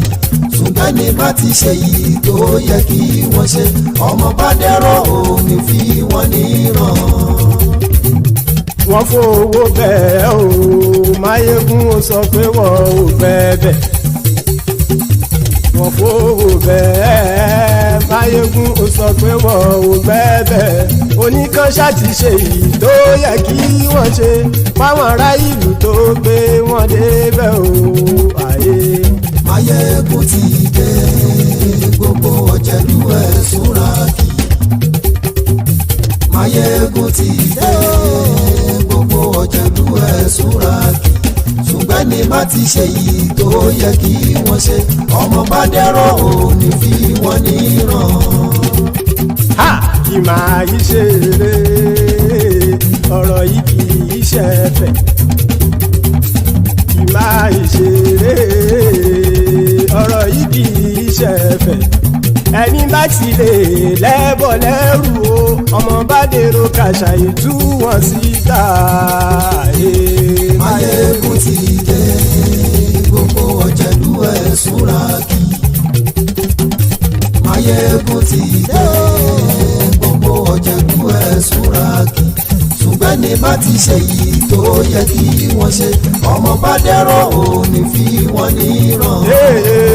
Tẹnitẹni ọmọ Máyégún ọ̀rẹ́ ara ìlú mọ̀mọ́ ni mo fọlọ́run ṣọ́ ẹ̀ bá kìlẹ́bù lóòótọ́ olódodo ìlú Ọ̀tá ìlú mọ̀mọ́ ni ìwọ ṣá máa ń ṣọ́ra kò sì mọ́ bẹ̀rù bọ́tà ń lè rí bóníṣègùn lé káwọn mọ̀mọ́ fi ṣera wọn ni ó ti dẹ̀rùn tí wọn ò gbọ́dọ̀ sì mọ́ bẹ̀.